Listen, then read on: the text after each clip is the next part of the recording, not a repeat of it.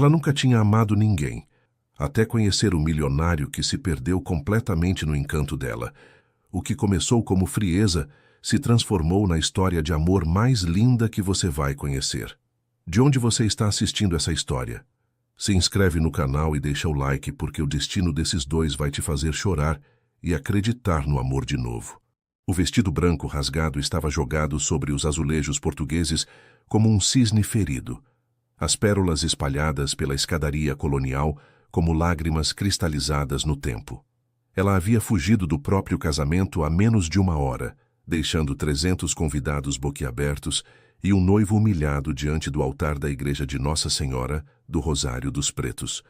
Mas o que ninguém sabia naquele momento era que aquela fuga desesperada não apenas salvaria sua própria vida, mas também resgataria o coração destroçado de um homem que ela ainda nem conhecia.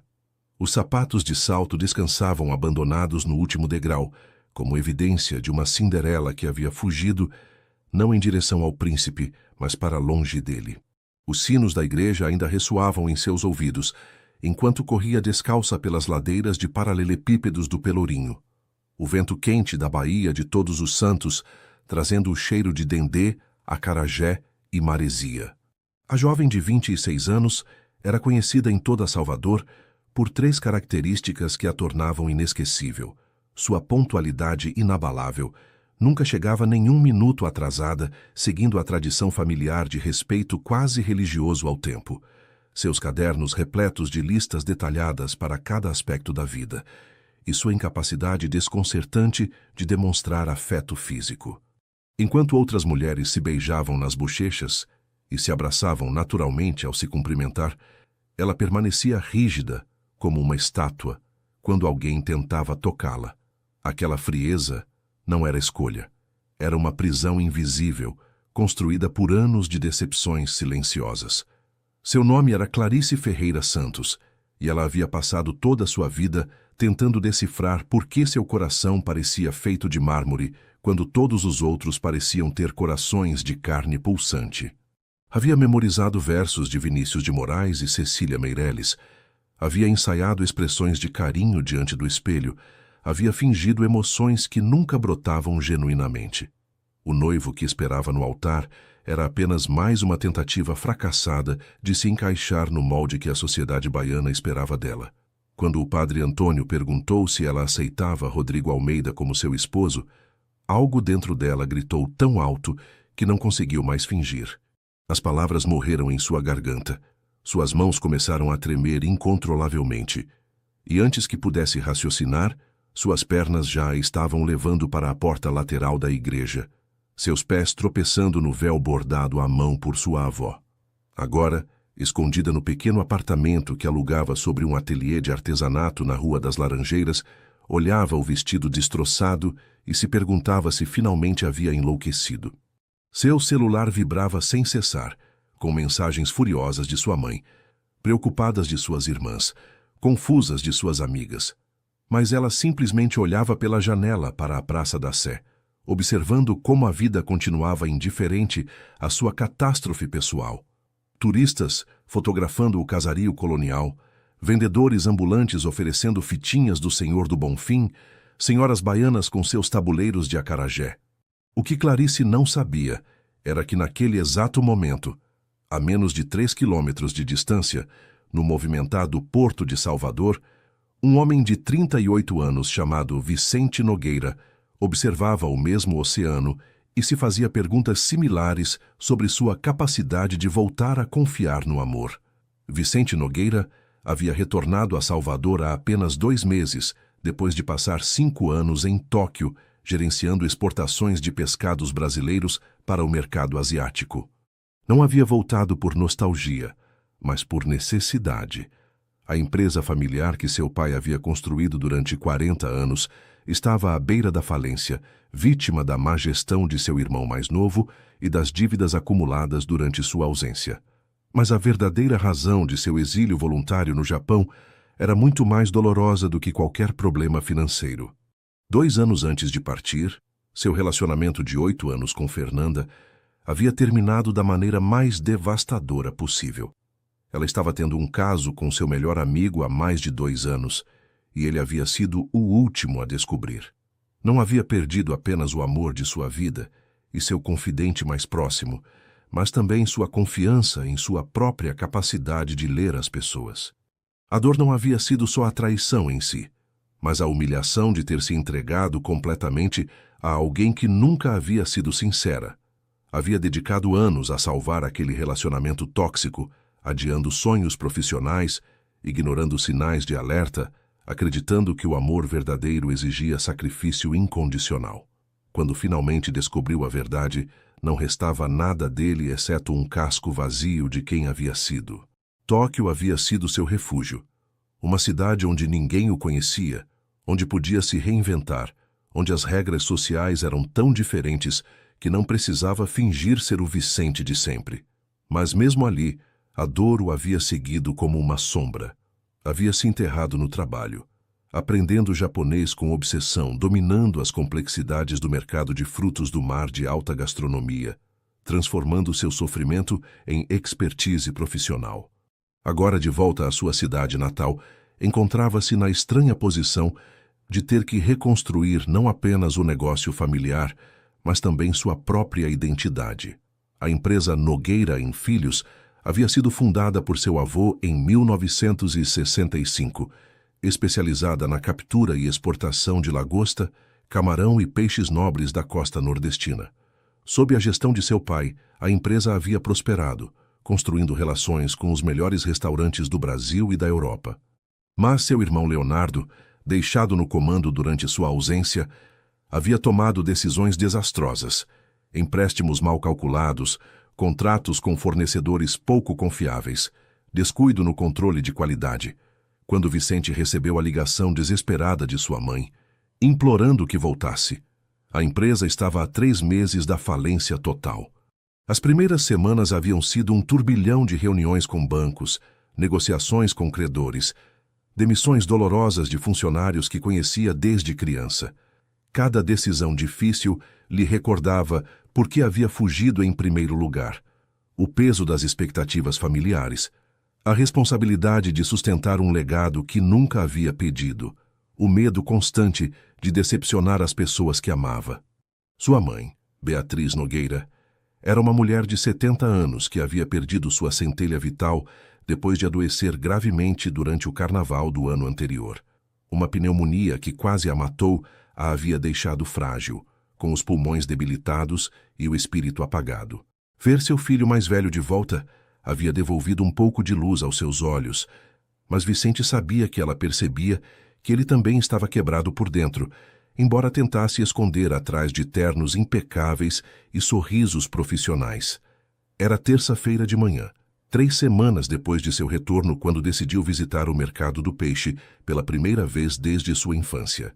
Seu pai costumava levá-lo ali toda terça antes da escola, ensinando-o a distinguir o pescado fresco do que já não servia, a negociar com os vendedores, a respeitar as tradições comerciais que haviam sustentado aquela comunidade durante gerações.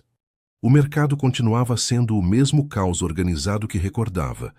Vendedoras com aventais coloridos, gritando suas ofertas, o cheiro penetrante de peixe misturado com o aroma do café recém-passado e do dendê das barracas de comida, os azulejos portugueses brilhando sob a luz que entrava pelas janelas coloniais.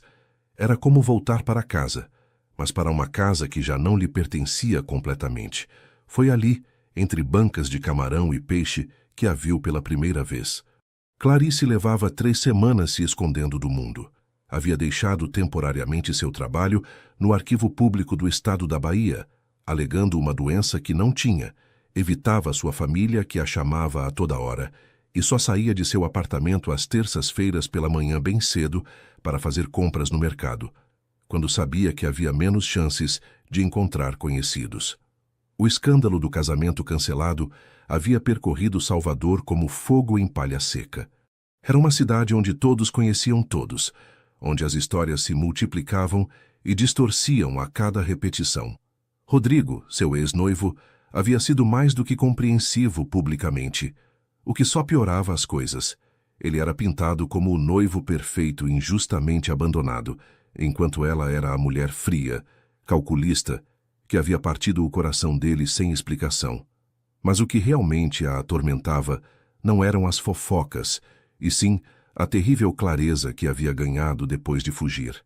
Durante 3 semanas, sozinha com seus pensamentos, havia tido que enfrentar uma verdade que evitara toda a vida. Não estava quebrada, simplesmente era diferente.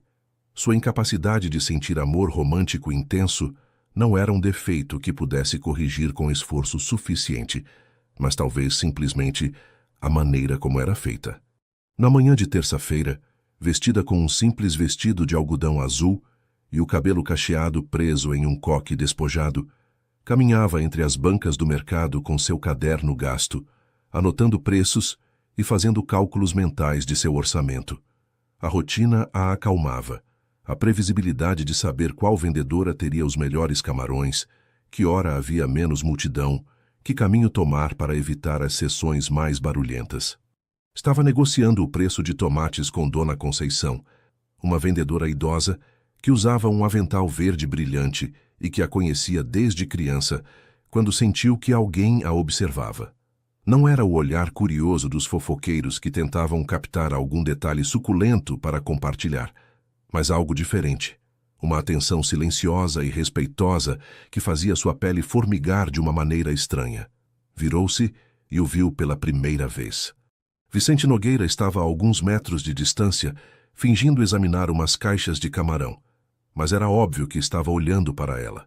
Era alto, com o cabelo escuro levemente bagunçado pela brisa marítima, olhos profundos que pareciam ter visto demais, e uma forma de se vestir que indicava dinheiro sem ostentação. Camisa branca com as mangas dobradas, calça de linho cinza, sapatos italianos levemente manchados pelo sal do porto. Os olhares dele se encontraram por um segundo, e ela sentiu algo inesperado. Não o fogonazo de atração que os romances prometiam, mas uma curiosidade cautelosa, como 2 animais selvagens se reconhecendo em território neutro. Clarice desviou o olhar rapidamente, pagou seus tomates com mãos trêmulas e continuou seu percurso pelo mercado, consciente de que ele continuava observando-a a uma distância respeitosa. Não era ameaçador, não sentia perigo, mas a intensidade de sua atenção a deixava nervosa de uma maneira que não conseguia explicar. Estava examinando umas pimentas quando sua lista de compras deslizou de entre as páginas de seu caderno, flutuando para o chão molhado de água e restos de verduras.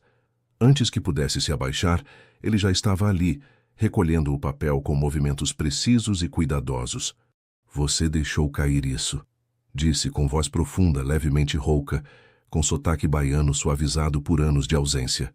Clarice estendeu a mão automaticamente para pegar o papel, e seus dedos se roçaram brevemente. O contato durou menos de um segundo, mas foi suficiente para que ela sentisse uma descarga elétrica que a fez recuar instintivamente, como se tivesse tocado algo quente. Ele notou sua reação, mas não fez nenhum comentário.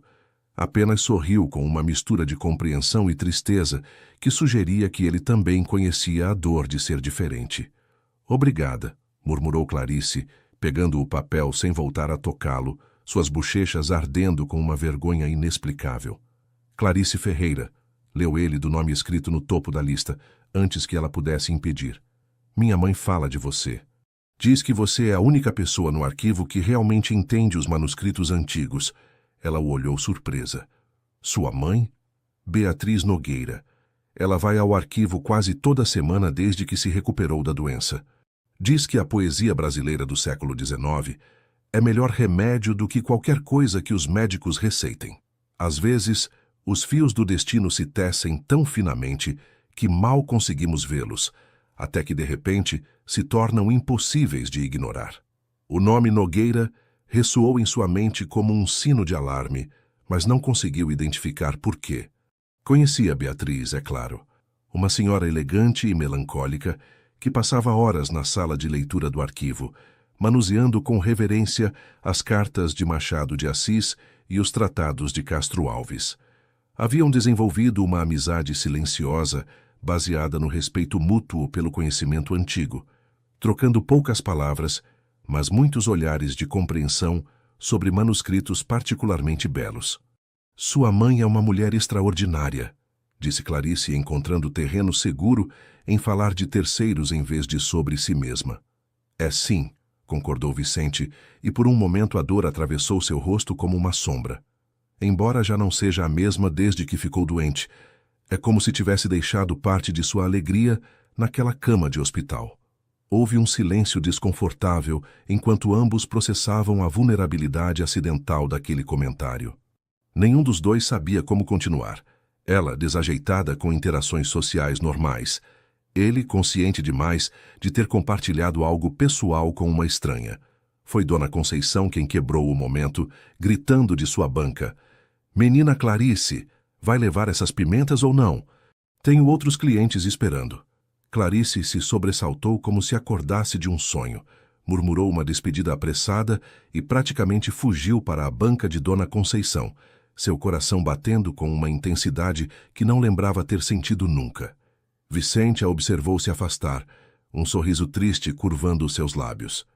Havia algo nela, em seu óbvio desconforto com o contato social, na forma como se refugiava em suas listas e rotinas, na honestidade brutal de seu mal-estar, que ressoava com seu próprio cansaço de fingir ser alguém que já não era. Enquanto caminhava de volta aos escritórios do Porto, o sabor salgado do ar marinho em seus lábios, Vicente tomou uma decisão impulsiva. Voltaria ao mercado na próxima terça-feira. Não para persegui-la, mas simplesmente para estar ali, oferecendo a possibilidade de uma conversa se ela quisesse, ou o conforto de uma presença familiar se não. Não tinha nenhuma expectativa romântica. Depois de Fernanda, havia decidido que o amor não era para ele, que era mais seguro manter as pessoas à distância. Mas havia algo em Clarice Ferreira, algo na forma como ela também parecia estar lutando contra o mundo, que despertava não desejo, mas uma curiosidade profunda. Às vezes, a conexão mais poderosa não nasce do amor à primeira vista, mas do reconhecimento silencioso de duas almas que carregam as mesmas cicatrizes invisíveis.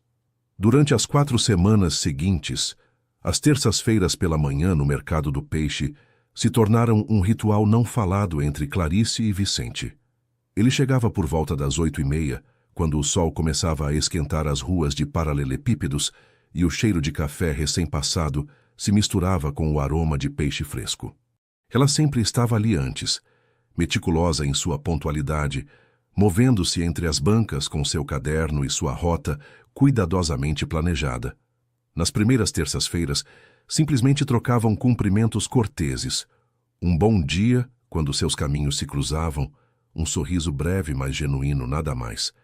Ele nunca se aproximava demais, respeitando instintivamente sua necessidade de espaço. Ela apreciava aquela consideração mais do que poderia expressar com palavras. Na terceira terça-feira, ele estava examinando uma caixa de lagostas quando ela passou perto. Sem planejar, ele comentou: "Essas são da costa de Ilhéus, as melhores da temporada." Não era um convite para conversar, só um dado compartilhado, como se falasse consigo mesmo. Clarice parou surpresa com seu próprio interesse. "Como você pode saber?" "Pelo tamanho e pela cor da carapaça", explicou Vicente, mantendo seus olhos nas lagostas em vez de olhá-la diretamente, o que ela agradeceu. "As de Ilhéus têm um tom mais avermelhado. As de Porto Seguro são mais alaranjadas. Meu pai me ensinou a diferenciá-las quando eu tinha 7 anos. Seu pai também está no negócio de frutos do mar." Estava. Morreu há 3 anos. Infarto súbito enquanto supervisionava as embarcações. Sua voz era neutra, mas Clarice percebeu a dor sob as palavras cuidadosamente controladas. Ela não disse "sinto muito", porque sabia por experiência própria que essas palavras raramente ajudavam. Em vez disso, perguntou: "Ele te ensinou bem?" Vicente finalmente a olhou, e algo em sua expressão se suavizou. "Tentou. Eu era um aluno teimoso, queria fazer as coisas do meu jeito, provando que sabia mais que ele. Agora pagaria qualquer coisa por ter mais uma lição. As lições mais valiosas sempre chegam quando já é tarde demais para aplicá-las com quem mais importava." Na 4ª terça-feira, ela o procurou ativamente pela primeira vez. Encontrou-o na banca de temperos discutindo animadamente com o vendedor sobre a procedência de umas pimentas biquinho. Sempre tão específico com tudo? Perguntou ela, surpreendendo-se com o tom quase brincalhão. Ele se virou, claramente encantado em vê-la. Só com o que importa. Comida importa. Honestidade comercial importa. As pequenas coisas que as pessoas ignoram costumam ser as mais importantes. Você parece comigo, admitiu Clarice, mostrando seu caderno cheio de listas detalhadas. Minha família diz que sou obsessiva. Minhas amigas acham que sou chata. Mas se não planejo tudo, sinto que o mundo vai desintegrar. Não é obsessão, disse Vicente com uma convicção surpreendente. É autoproteção. Quando já te traíram vezes suficientes, você aprende que só pode confiar no que controla diretamente. Foi a primeira vez que alguém validou sua necessidade de controle sem tentar curá-la disso. Clarice sentiu algo se soltar em seu peito, como se uma corda tensa que estivera segurando por anos finalmente relaxasse um pouco. Na quinta terça-feira, tomaram café juntos pela primeira vez. Não num café romântico com velas e música suave, mas no pequeno bar dentro do mercado, de pé no balcão, cercados pela agitação de vendedores e compradores. Ele tomava seu café puro e quente, ela com um pouco de leite e 2 açúcares exatamente. Conversaram sobre trabalho. Ela contou sobre seu labor como restauradora de manuscritos antigos no arquivo público, sobre a paciência infinita requerida para preservar documentos que datavam do século XVIII, sobre a satisfação de devolver legibilidade a palavras que haviam estado apagadas durante séculos. Ele descreveu o negócio de exportação de frutos do mar, os desafios de manter a qualidade durante o transporte internacional, a complexidade de negociar com compradores japoneses que podiam detectar a menor imperfeição. Enquanto conversavam, Clarice se deu conta de algo fundamental. Não sentia a pressão constante de fingir que sentia com outras pessoas. Não tinha que forçar sorrisos exagerados, nem simular entusiasmo que não sentia. Vicente parecia se contentar com sua companhia tal como era, reservada, analítica, emocionalmente contida.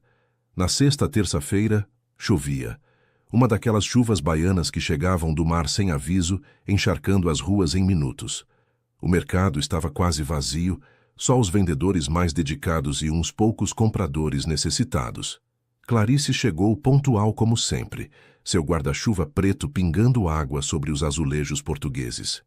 Vicente já estava ali, esperando sob o telhado colonial do mercado, com 2 cafezinhos fumegantes nas mãos. Pensei que você viria mesmo assim, disse ele simplesmente, oferecendo-lhe um dos copos. 2 açúcares, um pouco de leite. Ela pegou o café, seus dedos roçando os dele brevemente, e desta vez não se afastou imediatamente. O calor do copo se estendia por suas mãos frias e molhadas, mas era o gesto em si. O fato de que ele havia prestado atenção em como ela tomava seu café, que havia tido certeza de que ela viria, apesar do mau tempo, que aquecia algo mais profundo dentro dela. Nunca falto às minhas rotinas, admitiu ela, sorvendo o café que estava exatamente como gostava. Eu sei, é uma das coisas que gosto em você. O comentário flutuou entre eles, simples e honesto, sem expectativas anexadas. Não foi uma declaração de amor nem um convite romântico, só uma observação factual que de alguma forma significava mais do que qualquer elogio rebuscado. Passaram aquela manhã chuvosa, caminhando juntos pelo mercado quase vazio. Vicente, compartilhando histórias sobre cada banca. Como Dona Conceição havia sido amiga de sua avó, como o vendedor de peixes havia salvado seu irmão de se afogar quando eram crianças, como aquele mercado havia sido o coração de Salvador por gerações. Clarice escutava fascinada, não pelas histórias em si, mas pela forma como ele as contava. Sem drama artificial, sem embelezamentos desnecessários, só fatos apresentados com o afeto de alguém que realmente amava o lugar e sua gente. Quando finalmente a chuva amainava e era hora de partir, ele perguntou casualmente: "Você gostaria de vir comigo algum dia ao porto, ver como chegam os barcos de pesca? É de madrugada, lá pelas 5, mas é especial. Como ver algo que acontece exatamente da mesma maneira há centenas de anos?" Clarice deveria ter dito não. Deveria ter mantido sua distância, protegido seu coração gelado, evitado qualquer coisa que pudesse levar a expectativas que não poderia cumprir. Mas em vez disso ouviu sua própria voz dizendo, sim, eu gostaria disso. Às vezes a coragem não é se jogar no abismo sem medo, mas permitir-se dar um pequeno passo quando cada instinto grita para você ficar parada. O despertador de Clarice tocou às 4h15 da madrugada da sexta-feira seguinte. Por um momento, na confusão do sono interrompido, quase decidiu desligá-lo e voltar a dormir. Mas então lembrou da promessa feita a Vicente, e algo nela, algo mais forte que seu costume de evitar situações desconhecidas, a fez levantar. Vestiu-se com roupa prática, jeans, uma camiseta branca, tênis e uma jaqueta leve porque, apesar de ser julho, as madrugadas em Salvador podiam ser frescas com a brisa do Atlântico. Não se maquiou, não penteou o cabelo elaboradamente, só prendeu seus cachos numa trança solta. Se ia fazer isso, seria como seu verdadeiro eu, sem disfarces. Vicente a esperava no porto exatamente às 5:05, como haviam combinado.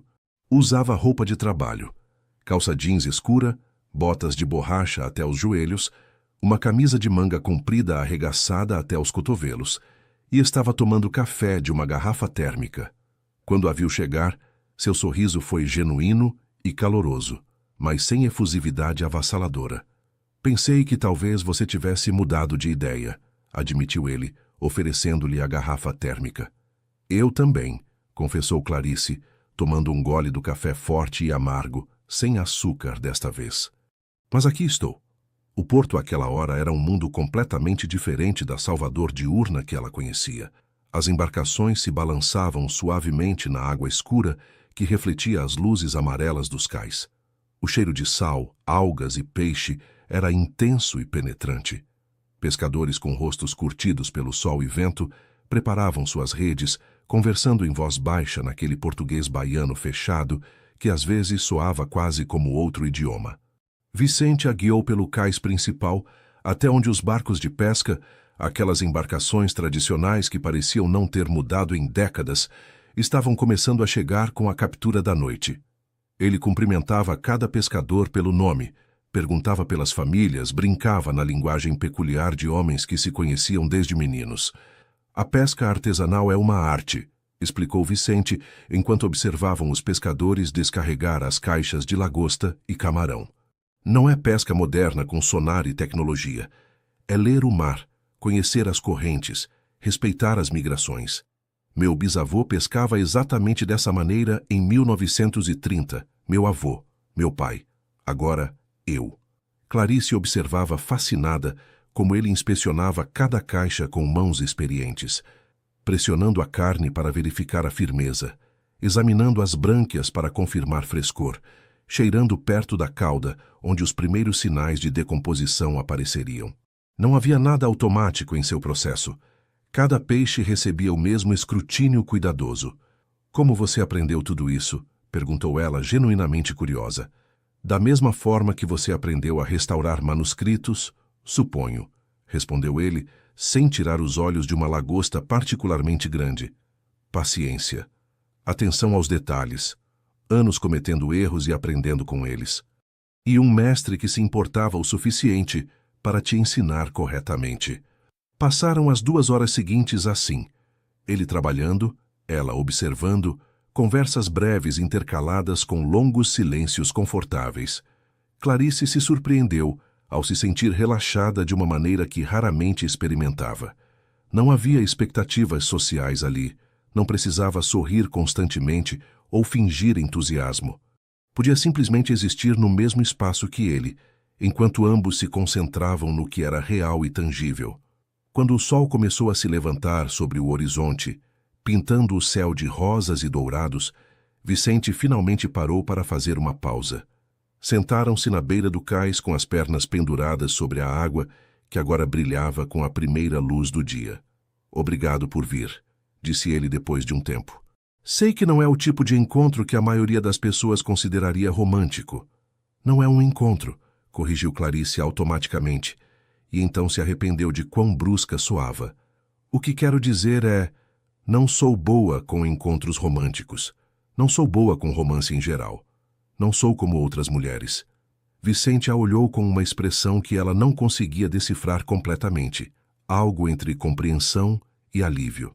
Bem, porque eu não sou como outros homens, pelo menos não como costumava ser.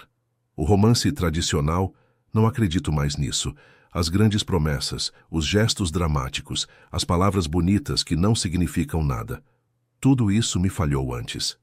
A honestidade mais crua pode ser o fundamento mais sólido para construir algo verdadeiro. O que aconteceu? Perguntou Clarice, surpreendendo-se com sua própria ousadia. Normalmente evitava perguntas pessoais, com medo de ter que reciprocar com suas próprias vulnerabilidades. Vicente respirou fundo, olhando o horizonte onde o sol agora era uma esfera completa emergindo do mar. Fiquei 8 anos com alguém. Achei que era minha pessoa. Adiei minha carreira por ela, ignorei sinais de alerta, me convenci de que o amor verdadeiro exigia sacrifício total. Acontece que ela estava com meu melhor amigo durante os últimos 2 anos do nosso relacionamento. Fui o último a descobrir. O idiota que todos tinham pena pelas costas. Você não é idiota, disse Clarice com uma firmeza que a surpreendeu. Você confiou. Isso te faz corajoso, não estúpido. E você? Perguntou ele, virando-se para olhá-la diretamente. O que aconteceu com você? Porque alguém tão cuidadosa com listas e rotinas, isso não vem do nada. Isso vem de ter perdido o controle alguma vez e ter jurado nunca deixar que aconteça de novo. Clarice sentiu o impulso de se fechar, de desviar, de mudar de assunto. Mas havia algo naquele amanhecer, naquele lugar que cheirava a mar e honestidade crua, que a fez querer ser igualmente vulnerável. Não tive um grande trauma, admitiu devagar. Nada dramático, só que, minha vida toda, todos esperavam que eu sentisse coisas que não sentia. Amor, paixão, aquela conexão instantânea que as pessoas descrevem. Minhas irmãs se apaixonavam o tempo todo. Minhas amigas suspiravam por garotos. E eu, nada. Só vazio. Memorizei como deveria agir, como se o amor fosse um roteiro que podia decorar. Me comprometi com Rodrigo porque depois de 5 anos juntos parecia a próxima coisa lógica. Mas quando o padre perguntou se eu aceitava, percebi que ia passar o resto da minha vida fingindo sentir algo que nunca chegaria. Então fugi. Você se arrepende? Não. Me arrependo de ter levado tão longe. Me arrependo de ter machucado ele, mas não me arrependo de ter me salvado de uma vida de mentiras. Vicente assentiu devagar, processando suas palavras. Então, disse algo que Clarice nunca esqueceria. E se não tem que ser assim? E se o amor pode ser uma escolha consciente, em vez de um raio que cai do céu? E se pode ser construído com decisões diárias, como construir um barco, tábua por tábua? Clarice o olhou, com os olhos arregalados. Você acha que isso é possível? Não sei, admitiu ele honestamente. Mas acho que o que nos ensinaram sobre amor romântico, o amor à primeira vista, a paixão incontrolável, o felizes para sempre, é, em sua maioria, uma mentira que causa mais dano do que bem. Talvez haja outro jeito, mais lento, mais deliberado. Construído sobre respeito mútuo e escolhas conscientes, em vez de sentimentos fora de controle. Às vezes, a revolução mais radical é escolher construir devagar, em vez de esperar que o destino te golpeie como um furacão. O sol estava completamente alto agora, e o porto começava a se encher com a atividade do dia. Era hora de ambos continuarem com suas vidas normais. Mas enquanto caminhavam de volta ao estacionamento, algo havia mudado entre eles. Não era amor no sentido tradicional, mas era o começo de algo. Um pacto silencioso de explorar juntos um território desconhecido, sem mapas e sem garantias. Durante as 3 semanas seguintes, Clarice e Vicente desenvolveram o que só podiam descrever como um experimento. Poderiam construir uma conexão genuína, sem seguir nenhum dos roteiros tradicionais do romance. Encontravam-se regularmente, mas nunca em restaurantes românticos com velas, nem em cinemas escuros, onde se esperava que se acariciassem. Em vez disso, ele lhe ensinava sobre seu negócio. Levava-a aos depósitos refrigerados, onde os frutos do mar eram mantidos em temperaturas específicas. Mostrava como preparavam os embarques para o Japão. explicava as complexidades das regulações de exportação. Ela, por sua vez, mostrava seu mundo. O arquivo público com suas prateleiras intermináveis de documentos que cheiravam a tempo e memória, as técnicas delicadas de restauração onde um movimento errado podia destruir algo irreparável. O que descobriram foi fascinante. Podiam passar horas juntos sem sentir a pressão de manter conversas forçadas ou demonstrar afeto físico. Desenvolveram uma linguagem própria, baseada em observações compartilhadas, e silêncios confortáveis, mais que em declarações dramáticas. Beatriz, a mãe de Vicente, observava esse desenvolvimento com uma sabedoria silenciosa. Numa de suas visitas ao arquivo, enquanto examinavam uma coleção de cartas de Machado de Assis, comentou casualmente: "Meu filho sorri de novo. Não aqueles sorrisos falsos que trazia do Japão, mas algo real. Você tem a ver com isso, não é?" Clarice, sempre desconfortável com confrontações diretas, corou: "Não sei. A gente só passa tempo juntos. O tempo é a coisa mais valiosa que podemos dar a alguém", disse Beatriz, com a voz enfraquecida por sua doença, mas os olhos afiados com compreensão. "Especialmente o tempo sem pretensões. Meu Vicente precisava disso depois do que aquela mulher fez com ele. Precisava conhecer alguém que não estivesse tentando ser alguém que não é." "Eu não sou romântica", advertiu Clarice, precisando que a senhora entendesse. "Não posso dar aquelas coisas que casais normais dão. Não sou demonstrativa. Não digo 'te amo' facilmente porque nunca tenho certeza do que isso realmente significa." Beatriz sorriu com uma tristeza conhecedora. "Menina, fiquei casada há 52 anos com um homem que nunca na vida me disse 'te amo' em voz alta. Mas construiu essa empresa para nos dar segurança, levantava toda a madrugada para garantir que tivéssemos tudo o que precisávamos, e quando adoeci ano passado, chorou pela primeira vez na minha frente. As ações sempre dizem mais que as palavras." Aquela conversa ficou gravada na mente de Clarice. Até aquele momento, havia assumido que sua incapacidade de expressar afeto tradicional a desqualificava de qualquer relacionamento bem-sucedido. Mas talvez houvesse diferentes formas de amar, diferentes idiomas que nem todos falavam, mas que podiam ser igualmente válidos. Num sábado à tarde, Vicente a convidou para um evento de networking no Porto, uma recepção para compradores potenciais de todo o Brasil. Clarice imediatamente sentiu pânico. Odiava esse tipo de evento, onde se esperava que fosse extrovertida e encantadora, onde o contato físico casual, apertos de mão, beijos no rosto, tapinhas nas costas, era constante. "Você não precisa falar com ninguém se não quiser", garantiu Vicente quando notou sua ansiedade. "Mas preciso que você esteja lá, não como minha acompanhante, mas como minha âncora, alguém que me lembre quem eu realmente sou quando estou fingindo ser o empresário seguro que todos esperam." A honestidade brutal daquele pedido tocou algo em Clarice. Ele não estava pedindo que ela fingisse ser alguém mais por ele.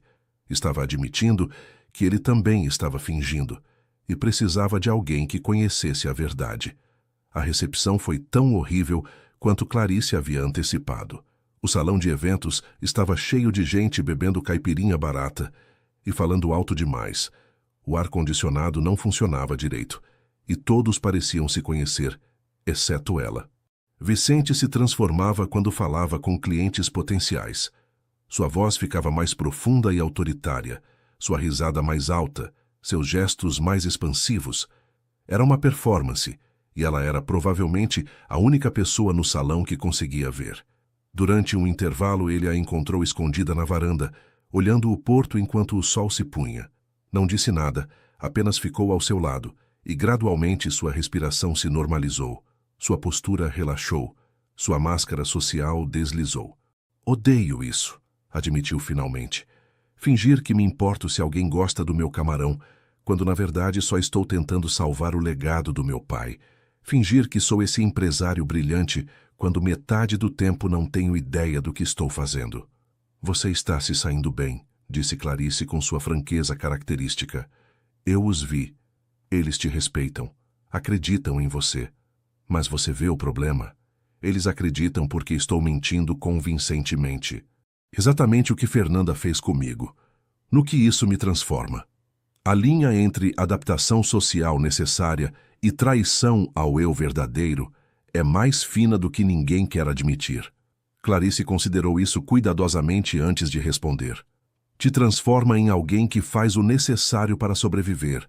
Você não está mentindo sobre quem você é fundamentalmente. Está mostrando a versão de você que eles precisam ver para fazer negócios. Isso não é desonestidade, é tradução social. Como quando eu finjo que gosto de abraçar as pessoas para que não se sintam rejeitadas. Não estou mentindo sobre meus sentimentos. Estou navegando um mundo que não foi construído para pessoas como nós. Vicente a olhou com algo próximo à reverência.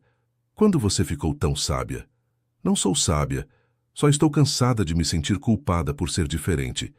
Naquele momento, Vicente fez algo que mudou tudo.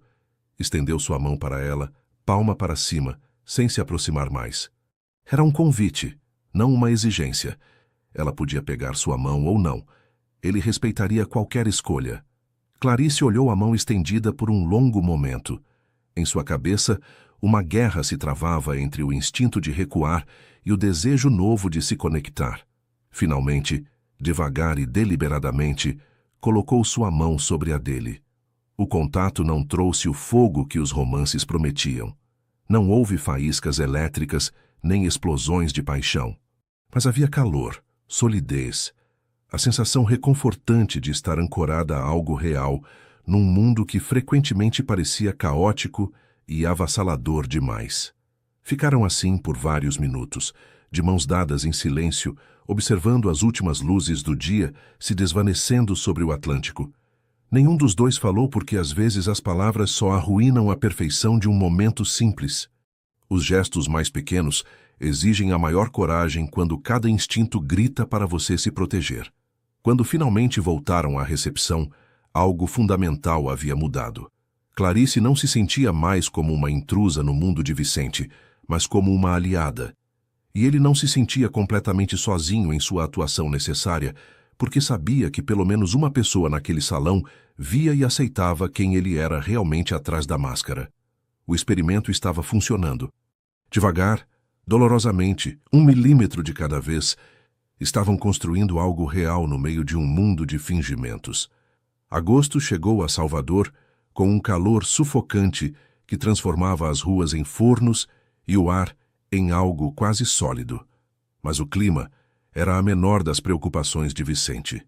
Os problemas financeiros que vinha tentando resolver desde seu retorno atingiram um ponto crítico quando uma tempestade inesperada, uma daquelas tempestades tropicais que os pescadores mais velhos juravam não ver há décadas, devastou os depósitos refrigerados no porto. A ligação chegou às 3 da madrugada de uma quinta-feira. Vicente correu para o porto e encontrou um desastre. O sistema elétrico danificado pela tempestade, os refrigeradores falhando, toneladas de frutos do mar começando a estragar no calor. Entre elas, havia caixas completas de lagostas que valiam fortunas no mercado internacional, agora se transformando em perdas totais. Os trabalhadores faziam o que podiam com gelo de emergência, mas era muito pouco, muito tarde. Vicente observava impotente enquanto evaporava o trabalho de meses. Não era só dinheiro. Era o último fôlego da empresa familiar antes da asfixia completa. Quando Clarice chegou ao porto naquela manhã, porque de alguma forma Beatriz a havia contatado, intuindo que Vicente precisava de apoio, encontrou-o sentado no cais, com a cabeça entre as mãos, cercado do cheiro nauseante de peixe estragando. Acabou, disse ele sem levantar a vista. Não tem como se recuperar disso. Os bancos já estavam impacientes. Isso vai dar a desculpa perfeita para cortarem o crédito. Em 2 meses, Nogueira & Filhos vai deixar de existir. 4 gerações acabadas porque eu não fui inteligente o suficiente para preparar um sistema de backup melhor. Clarice sentou ao seu lado no cais sujo. Não tentou tocá-lo. Não ofereceu palavras vazias de consolo. Simplesmente existiu no mesmo espaço que ele, enquanto ele processava sua devastação. Depois de um longo silêncio, ela perguntou: "Quanto tempo você tem antes que os frutos do mar já processados e embalados estraguem?" "O quê?" Vicente levantou a vista, confuso com a pergunta aparentemente aleatória. Os frutos do mar que já estavam processados e embalados a vácuo. Esses devem ter mais tempo de vida que os frutos do mar frescos, não? Quanto tempo? Depende. Em condições normais, 20 dias. Mas sem refrigeração constante. Ele parou enquanto seu cérebro começava a funcionar novamente. Talvez 10 dias, se conseguirmos estabilizar a temperatura. E se você pudesse estender isso para 30 ou 40 dias? Te daria tempo suficiente para encontrar compradores de emergência, liquidar estoque, gerar fluxo de caixa para consertar os depósitos? Não existe essa tecnologia. Não para esse volume, não nesse nível de mercado. Clarice sorriu levemente, aquele sorriso pequeno e raro que ele havia aprendido a valorizar. Talvez não na indústria de frutos do mar, mas em restauração de documentos, usamos técnicas de preservação avançadas há décadas. Embalagem a vácuo modificada com gases inertes, controle de umidade microambiental, materiais barreira multicamada. Se conseguimos preservar manuscritos do século XVIII em condições perfeitas por anos, por que não poderíamos adaptar essas técnicas para pescado? A inovação mais radical frequentemente vem de cruzar as fronteiras entre mundos que nunca pensaram em conversar. Durante as 48 horas seguintes, Clarice e Vicente trabalharam quase sem dormir. Ela trouxe colegas do arquivo que entendiam a química de preservação. Contatou fornecedores de materiais de conservação documental. Pesquisou freneticamente artigos acadêmicos sobre técnicas de embalagem experimental. Vicente, por sua vez, mobilizou sua equipe restante para implementar as ideias de Clarice.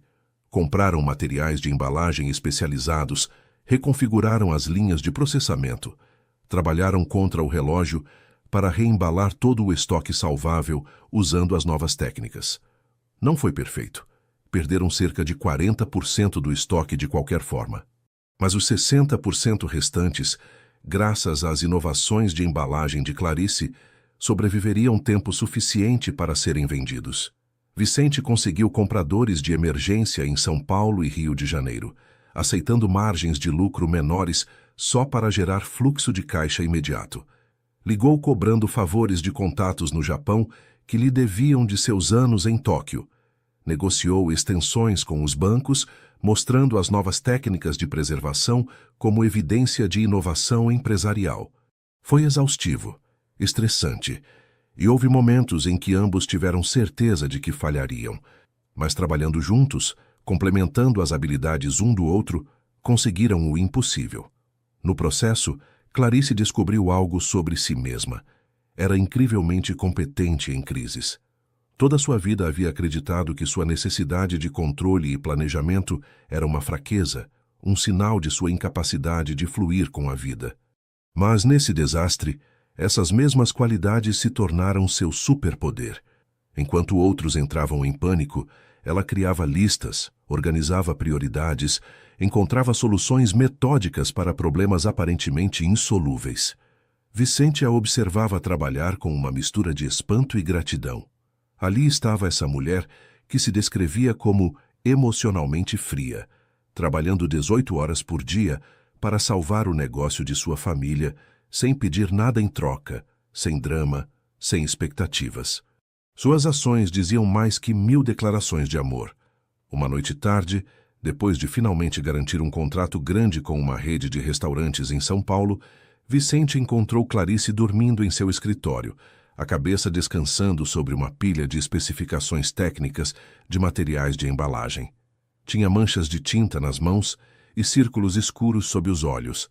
Era, na opinião de Vicente, a coisa mais linda que havia visto em sua vida. Não porque fosse convencionalmente atraente naquele momento. Na verdade, parecia exausta e despenteada. Mas porque finalmente entendeu que a beleza real não estava em poses cuidadosamente compostas nem em palavras poéticas, mas na vontade inabalável de aparecer para alguém quando mais te precisava, sem expectativas de recompensa.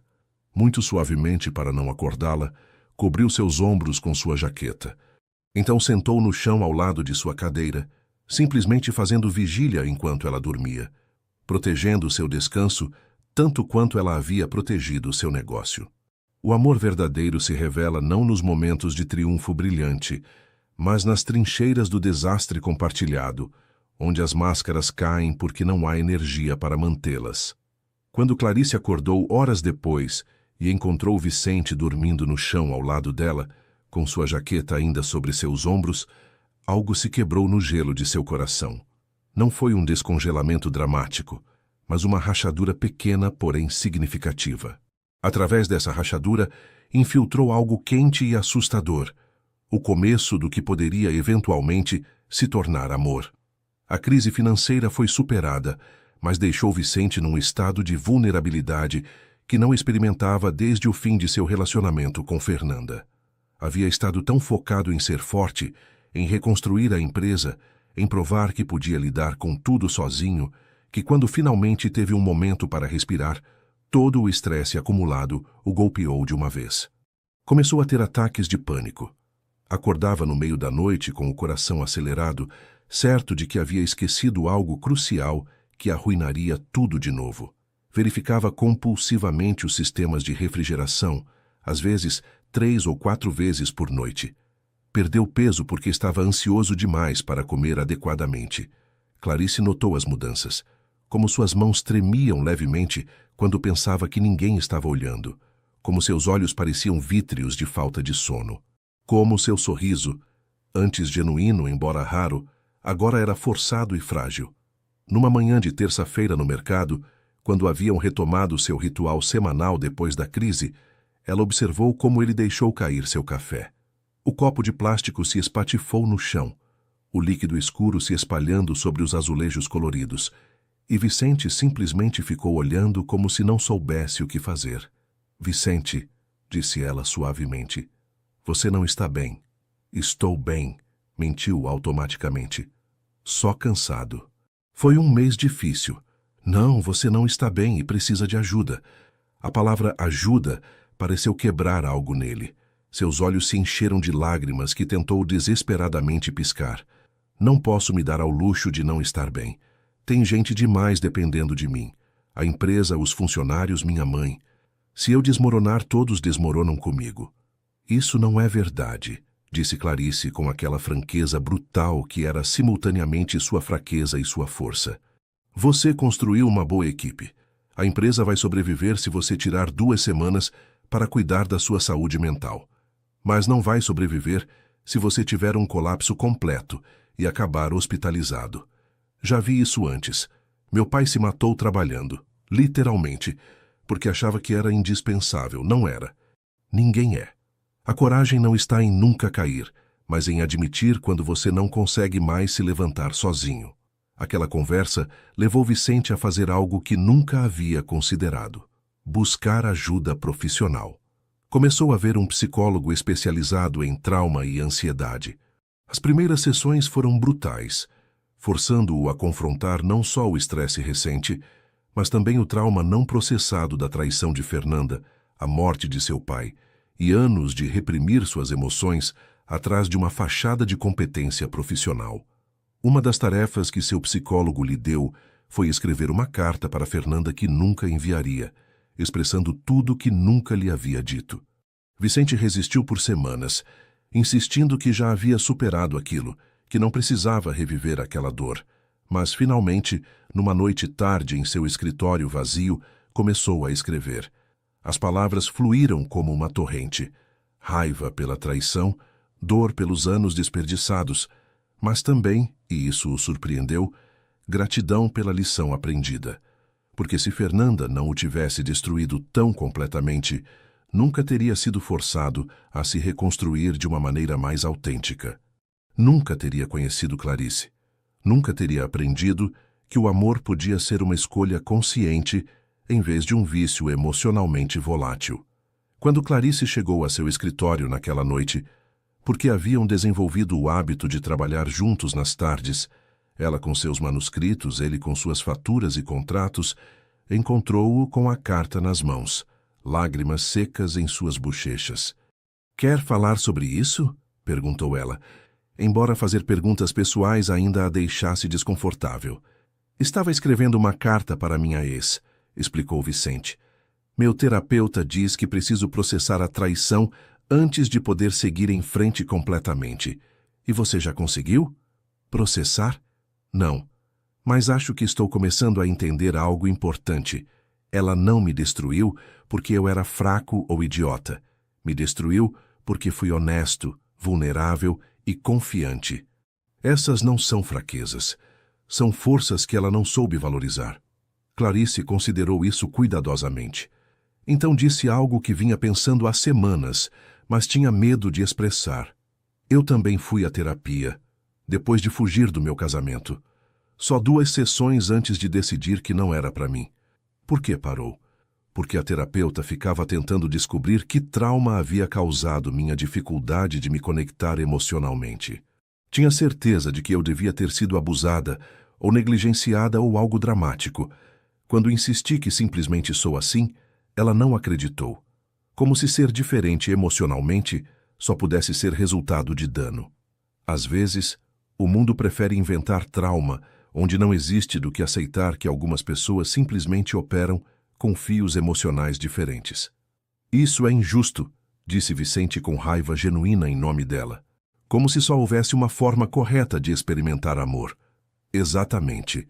E o que estou aprendendo com você é que talvez minha forma também seja válida. Talvez eu não precise me consertar. Talvez só precise encontrar alguém que aprecie o que posso dar, em vez de lamentar o que não posso. Foi o mais perto de uma declaração de sentimentos que Clarice havia feito desde que se conheceram. As palavras flutuaram entre eles, carregadas de significado e possibilidade. Vicente se levantou de sua escrivaninha e caminhou até onde ela estava sentada, com um manuscrito do século XIX aberto à sua frente. Ajoelhou-se ao lado de sua cadeira, ficando na altura de seus olhos, e disse com total sinceridade: Eu aprecio o que você pode dar, sua honestidade brutal, sua lealdade silenciosa, a forma como você aparece consistentemente sem drama nem grandes expectativas. A maneira como seu amor, porque embora você não chame assim, é isso que é, se expressa em ações concretas em vez de palavras poéticas. Tudo isso vale mais para mim do que qualquer grande declaração romântica. Os olhos de Clarice se encheram de lágrimas, o que a surpreendeu porque não chorava facilmente. Não sei se o que sinto por você é amor, admitiu tremulamente. Não parece as músicas ou os filmes, não é fogo nem borboletas.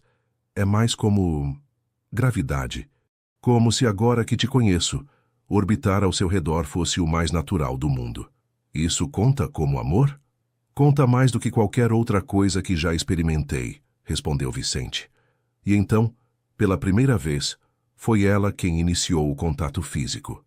Estendeu sua mão e tocou sua bochecha suavemente, explorando o contorno de seu rosto como se fosse um manuscrito precioso que precisava catalogar cuidadosamente. Ele permaneceu completamente quieto, deixando-a tomar controle do momento, respeitando seu ritmo. Quando finalmente se beijaram, não foi o beijo apaixonado dos filmes românticos. Foi tentativo, exploratório, um pouco desajeitado, mas foi real, honesto e completamente deles. Setembro trouxe consigo não apenas o calor úmido da primavera, mas também uma descoberta que ameaçou destruir tudo que Clarice e Vicente haviam construído juntos. Clarice estava catalogando uma nova coleção de documentos comerciais do século XX, recentemente doados ao arquivo, quando encontrou algo que fez seu coração parar.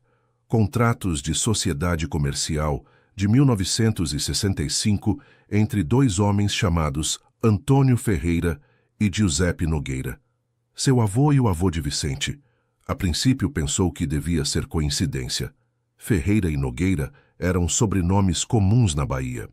Mas enquanto lia mais documentos, correspondência comercial, registros de embarques, finalmente uma carta cheia de acusações amargas, a terrível verdade se revelou. Os avós de ambos haviam sido sócios fundadores do que eventualmente se tornou Nogueira em Filhos. Antônio Ferreira havia aportado capital inicial e contatos comerciais. Giuseppe Nogueira havia aportado expertise pesqueira e acesso aos barcos. Durante quase 10 anos, a parceria havia prosperado. Mas então, segundo os documentos, havia surgido uma disputa sobre uma dívida. Antônio Ferreira afirmava que Giuseppe Nogueira lhe devia dinheiro de investimentos não contabilizados. Giuseppe Nogueira Insistia que o dinheiro havia sido um presente, não um empréstimo.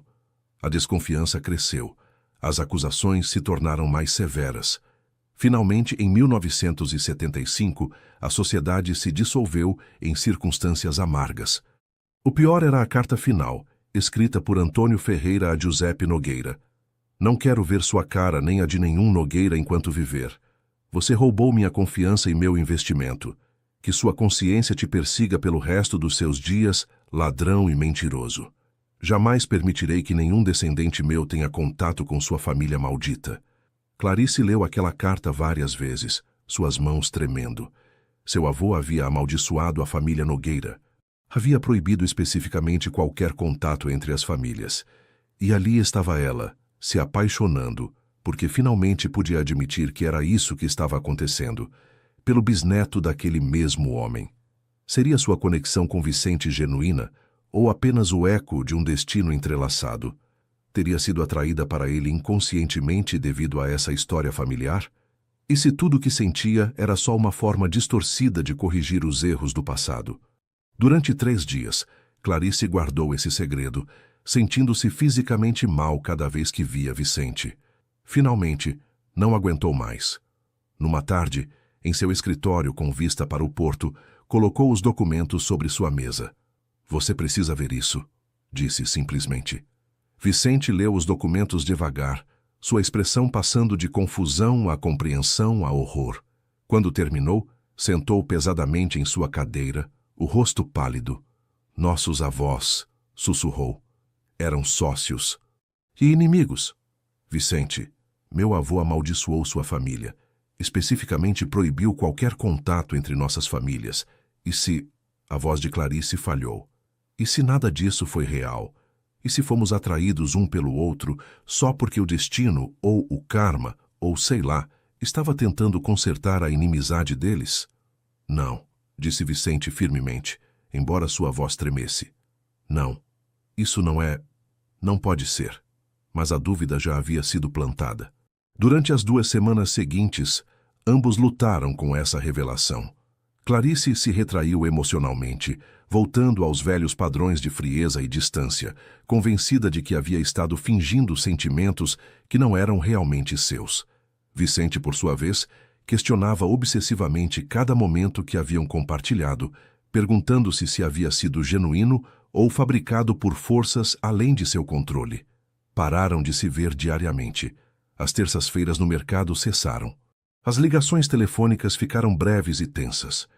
Era como se ambos estivessem voltando a ser as pessoas solitárias que haviam sido antes de se conhecerem, mas agora com o conhecimento doloroso do que haviam perdido.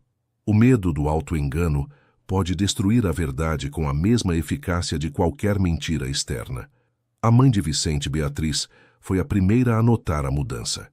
Numa de suas visitas ao arquivo, encontrou Clarice trabalhando mecanicamente, sem a centelha sutil que havia desenvolvido nos últimos meses. O que aconteceu entre você e meu filho? Perguntou diretamente.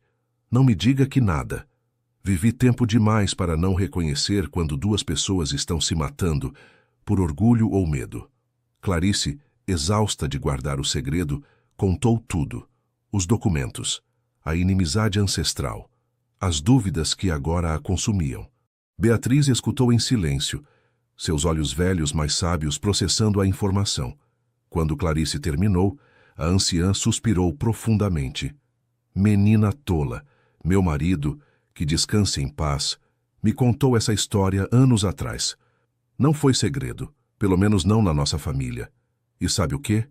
Meu sogro, Giuseppe Nogueira, no final de sua vida, admitiu que estava errado naquela disputa, que o orgulho o havia cegado, que Antônio Ferreira tinha razão sobre o dinheiro. Passou seus últimos anos tentando fazer as pazes, mas seu avô nunca aceitou as desculpas. Então meu avô estava certo? Perguntou Clarice confusa. Sobre o dinheiro, sim. Sobre a maldição e o rancor eterno, não. Sabe o que é irônico? Meu marido e eu éramos amigos dos seus pais quando vocês eram crianças. Costumávamos nos ver no mercado, nas festas do bairro. Nossos filhos brincavam juntos. Mas então seu avô descobriu e proibiu o contato. Meu sogro morreu pouco depois, levando sua culpa para o túmulo. e 2 gerações foram envenenadas pelo orgulho de homens que nem estão mais vivos. As palavras de Beatriz ressoaram na mente de Clarice por dias. Se as famílias haviam estado conectadas o tempo todo, se seus caminhos haviam se cruzado repetidamente ao longo das décadas apesar da suposta maldição, então talvez sua conexão com Vicente não fosse o destino tentando corrigir o passado, mas simplesmente 2 pessoas se encontrando apesar das barreiras artificiais criadas por gerações anteriores. Mas ainda tinha medo.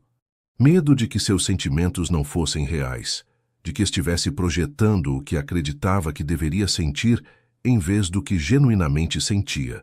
Foi Vicente quem finalmente forçou a confrontação. Apareceu em seu apartamento numa noite chuvosa de setembro, encharcado e claramente desesperado. "Preciso saber", disse sem rodeios quando ela abriu a porta. "O que você sentiu por mim, o que disse que sentia, era real? Ou só se convenceu disso porque achava que era seu destino, ou alguma merda assim?" Clarice o olhou, esse homem que a conhecia melhor que ninguém, que havia respeitado seus limites enquanto simultaneamente a desafiava a crescer, que a havia defendido sem pedir nada em troca. E de repente, com uma clareza que cortava através de todas as suas dúvidas, soube a resposta. Era real. Disse com uma certeza que nunca havia sentido sobre nada emocional em sua vida. É real. Não parece os filmes prometem. Não é fogo nem paixão descontrolada, mas é real. É a coisa mais real que senti na minha vida. As lágrimas corriam pelas bochechas de Vicente, misturando-se com a chuva. Como você pode ter certeza? Depois de tudo o que disse sobre não conseguir sentir amor. Porque quando não te vi por 2 semanas, foi como se parte do meu mundo tivesse ficado cinza. Porque penso em você quando deveria estar concentrada no trabalho. Porque a ideia de você encontrar outra pessoa me deixa fisicamente mal. Porque me importo mais com você do que com minha necessidade de estar no controle. E para mim, isso é mais significativo do que qualquer declaração de amor eterno. A certeza mais profunda vem não de sentimentos explosivos, mas da quieta devastação de imaginar a vida sem a outra pessoa. Vicente entrou no apartamento e, pela primeira vez, foi ele quem precisou ser segurado. Clarice o abraçou, desajeitadamente no início, porque abraçar ainda não era natural para ela, enquanto ele finalmente se permitia chorar por tudo, pelo pai morto, pela traição de Fernanda, pelo medo de perder Clarice, pelo peso de carregar o legado familiar. Ela não tentou consolá-lo com palavras vazias, nem dizer que tudo ficaria bem. Simplesmente o segurou, oferecendo a solidez de sua presença, o presente mais precioso que podia dar. Os dias seguintes àquela noite chuvosa trouxeram uma nova fase em seu relacionamento. Haviam sobrevivido à crise de dúvida, e isso os havia fortalecido de maneiras que não anteciparam. Decidiram enfrentar ativamente o passado de suas famílias. Vicente contatou os tios e primos que ainda lembravam da velha disputa. Clarice conversou com sua mãe e suas irmãs, compartilhando a história completa pela primeira vez. O que descobriram foi fascinante. A maioria da geração atual não entendia realmente por que havia tanta animosidade entre as famílias. Era um rancor herdado, mantido vivo mais por inércia do que por convicção genuína. A mãe de Clarice, ao ouvir a história completa e saber sobre o relacionamento com Vicente, chorou. Seu avô era um homem teimoso, admitiu. Mantinha rancores como outros colecionam selos. Mas ele está morto, e você está viva. Por que deveria carregar os erros dele? Um dos tios de Vicente foi além, revelando que Giuseppe Nogueira havia deixado uma carta para ser aberta após sua morte, na qual expressava seu profundo arrependimento pela disputa e seu desejo de que futuras gerações pudessem se reconciliar. Aquela carta nunca havia sido entregue à família Ferreira, porque quando Giuseppe morreu, ninguém sabia onde encontrá-los. Armados com essas revelações, Clarice e Vicente fizeram algo ousado. Organizaram um jantar familiar conjunto. Não uma reunião grande e formal, mas algo íntimo. A mãe de Clarice, Beatriz, os irmãos de ambos e um punhado de tios e primos. O jantar foi desconfortável no início. Décadas de desconfiança herdada não desaparecem com um convite para jantar. Mas enquanto compartilhavam comida, a moqueca, que era a especialidade da família Ferreira, o ensopado de frutos do mar que Vicente preparou com a receita secreta de Giuseppe, as histórias começaram a fluir. Descobriram que tinham mais em comum do que haviam imaginado. Ambas as famílias haviam lutado com as mesmas dificuldades econômicas durante os anos da ditadura. Ambas haviam perdido membros em acidentes de pesca. Ambas valorizavam a lealdade e o trabalho duro acima de tudo. A disputa dos avós começou a parecer o que realmente era: um mal-entendido trágico entre dois homens igualmente teimosos. Enquanto observava as duas famílias finalmente conversando e rindo juntas, Clarice sentiu algo profundo se mover em seu peito. Não era só a satisfação por ter ajudado a curar uma velha ferida, mas o reconhecimento de que ela e Vicente haviam criado algo novo, uma forma de estar juntos que não dependia de corrigir o passado, mas de construir deliberadamente um futuro diferente. As famílias são como barcos antigos, carregam as marcas de todas as tempestades que sobreviveram, mas são capazes de navegar para novos horizontes se alguém tiver a coragem de mudar o rumo. Mas nem tudo era reconciliação tranquila. O ex-noivo de Clarice, Rodrigo, que havia estado relativamente quieto durante meses, escolheu esse momento para escalar seus ataques. Começou a espalhar rumores mais maliciosos, que Clarice havia estado planejando o relacionamento com Vicente mesmo antes de cancelar o casamento, que havia usado os contatos de Rodrigo para beneficiar o negócio de Vicente, que toda a sua história de não conseguir amar era uma mentira elaborada para manipular homens ricos. Os rumores se espalharam pelo Pelourinho como fogo em capim seco. Clarice começou a receber olhares hostis no mercado. Algumas das vendedoras que a haviam conhecido desde criança agora a evitavam. Uma tarde, encontrou "Mentirosa", escrito com batom vermelho no espelho do elevador de seu prédio. Vicente estava furioso e queria confrontar Rodrigo publicamente, mas Clarice o deteve. Se reagirmos com raiva, só confirmamos que nos importamos com o que dizem. Se reagirmos com graça, eventualmente vão ficar sem material. Graça! Vicente quase gritou. Eles estão destruindo sua reputação. Minha reputação se destruiu quando fugi do meu próprio casamento. Essas são só camadas adicionais sobre ruínas existentes. Mas sabe o quê? Já não me importo tanto quanto antes, porque agora entendo que as pessoas que genuinamente me conhecem, você, sua mãe, minha família, meus colegas no arquivo, essas pessoas sabem a verdade. E a opinião delas é a única que realmente importa. A verdadeira liberdade chega quando você para de precisar da aprovação de pessoas que nunca te conheceram de verdade. Para provar seu ponto, Clarice fez algo radical. Apresentou Vicente publicamente como seu parceiro num evento do arquivo. Foi uma exposição sobre manuscritos comerciais históricos da Bahia, e a elite cultural da cidade estaria presente.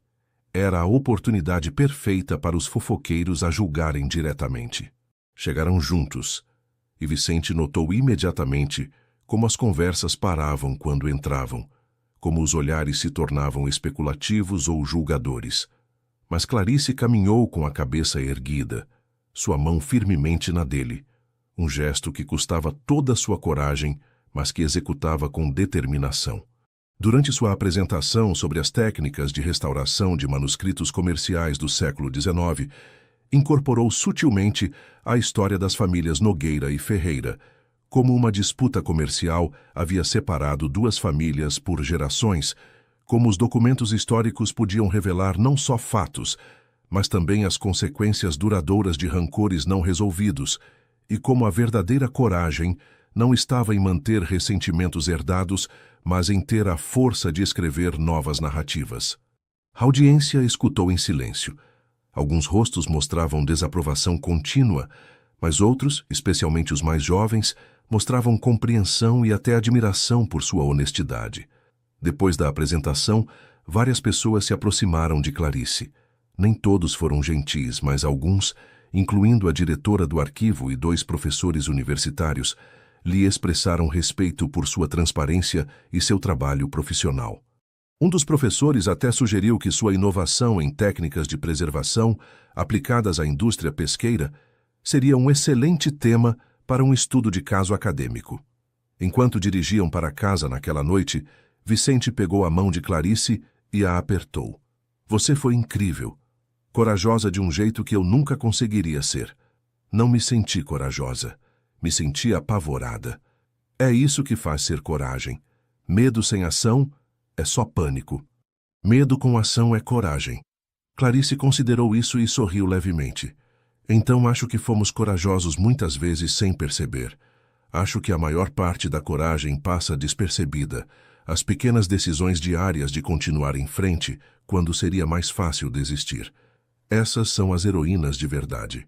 Os heróis dos filmes salvam o mundo com atos dramáticos únicos.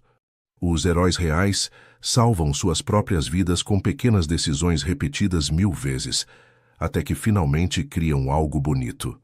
Outubro chegou com o fim do calor extremo do verão, trazendo brisas mais frescas e uma mudança de estação que parecia refletir mudanças internas em Clarice e Vicente. Haviam estado juntos, embora nenhum dos dois usasse termos oficiais como namorados, por quase 7 meses. Para qualquer observador externo, pareciam um casal sólido, navegando os desafios com mais graça que muitos relacionamentos tradicionais. Mas sob a superfície, Clarice lutava com um medo crescente. Quanto mais se aproximava de Vicente, mais aterrorizante se tornava a possibilidade de perdê-lo. Havia passado toda a vida protegida por sua incapacidade de se conectar profundamente. Agora, com essas defesas baixadas, sentia-se exposta de maneiras que nunca havia experimentado. O medo se manifestava de formas sutis. Checava seu celular compulsivamente, esperando mensagens dele. Quando ele chegava 5 minutos atrasado a um encontro, sua mente imediatamente gerava cenários catastróficos. Começou a ter pesadelos, onde ele a deixava, declarando que ela era fria demais, afinal, que não valia o esforço. Uma noite, depois de um pesadelo particularmente vívido, ligou para ele às 3 da manhã. Ele atendeu imediatamente com voz preocupada. Clarice? O que foi? Você está bem? Preciso saber, disse ela, sua voz tremendo de um jeito que odiava. Isso que temos é suficiente para você? A forma como te amo, se é que isso é amor, é suficiente? Ou eventualmente você vai se cansar de eu não ser como outras mulheres? Houve uma pausa, e então Vicente disse com seriedade absoluta: Posso ir no seu apartamento? Essa não é uma conversa para ter por telefone. 30 minutos depois estava na porta dela. Clarice abriu com os olhos inchados de chorar, algo que raramente fazia, e o cabelo bagunçado. Ele entrou sem dizer uma palavra e simplesmente a abraçou por um longo tempo. Finalmente, sentados no sofá com café recém-passado, porque nenhum dos dois ia voltar a dormir, Vicente falou: Clarice, vou ser brutalmente honesto com você, porque é isso que nosso relacionamento merece. Sim, às vezes eu gostaria que você fosse mais expressiva. Tem momentos em que sinto falta da facilidade física casual dos meus relacionamentos anteriores. Quando vejo outros casais se beijando espontaneamente no mercado ou de mãos dadas sem pensar, uma parte de mim sente nostalgia por essa facilidade. As palavras golpearam Clarice como socos. Ali estava, a confirmação dos seus medos mais profundos. Não era suficiente. Nunca seria suficiente. Mas então Vicente continuou: Mas esses momentos duram talvez 5 segundos antes de eu lembrar o que realmente tenho com você. Tenho honestidade total. Tenho alguém que nunca mente sobre seus sentimentos. Tenho lealdade que não depende de emoções voláteis, mas de escolha consciente. Tenho alguém que apareceu para salvar meu negócio sem que eu pedisse, que enfrentou uma cidade inteira de fofoqueiros por mim, que luta contra seus próprios instintos todo dia para permanecer nesse relacionamento. Você sabe o quão raro e precioso é isso? Mas não é romântico, sussurrou Clarice. É o mais romântico que já experimentei. Sabe por quê? Porque é uma escolha. Todo dia você escolhe estar comigo, apesar de cada instinto te dizer para se proteger. Toda vez que você me toca, eu sei que é um ato deliberado de coragem, não um reflexo automático. Isso significa mais para mim do que 1000 beijos apaixonados de alguém para quem o afeto físico é fácil. O amor que se escolhe deliberadamente todo dia tem uma profundidade que o amor que simplesmente acontece nunca alcançará. Tenho medo, admitiu Clarice. Nunca tive algo a perder antes. Agora tenho algo, alguém, e estou apavorada de que vai escorrer pelos meus dedos porque não sei como segurar direito. Então aprendemos juntos, disse Vicente simplesmente. Não tem uma forma certa de fazer isso. Só tem nossa forma, que inventamos enquanto avançamos. Aquela conversa às 3 da manhã se tornou um ponto de virada. Decidiram estabelecer algumas estruturas que ajudariam Clarice com sua ansiedade. Check-ins diários breves por mensagem, um plano de encontros regular, terças para o mercado, sextas para jantar juntos e, o mais importante, um acordo de que se qualquer um deles sentisse que estavam se distanciando, abordariam imediatamente em vez de deixar apodrecer. Mas Vicente também estava lidando com seus próprios medos. À medida que sua recuperação terapêutica progredia, percebia que ainda tinha problemas para confiar completamente. Uma parte dele sempre estava esperando o outro sapato cair, esperando que Clarice eventualmente o traísse como Fernanda havia feito.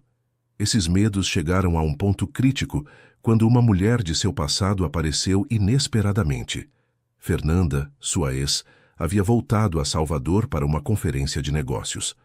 Ela o contatou, pedindo para se encontrarem para fechar esse capítulo apropriadamente. Vicente contou a Clarice sobre a mensagem imediatamente, fiel ao seu compromisso de transparência total. Sua primeira reação foi de pânico. Ali estava, a mulher bonita e expressiva que ele havia amado por 8 anos, voltando para sua vida. Como Clarice poderia competir com isso? Você quer vê-la? Perguntou Clarice, tentando manter sua voz neutra, mas falhando. Não sei, admitiu Vicente honestamente. Parte de mim sente que preciso desse fechamento, mas parte de mim tem medo de que, sei lá, de que ao vê-la eu lembre como deveria ser o amor e perceba que o que temos não é suficiente. As palavras doeram, mas Clarice apreciava sua honestidade.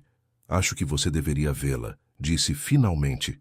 Não porque quero que você vá embora, mas porque, se nosso relacionamento não consegue sobreviver a você encontrar sua ex, então não era forte o suficiente para começar.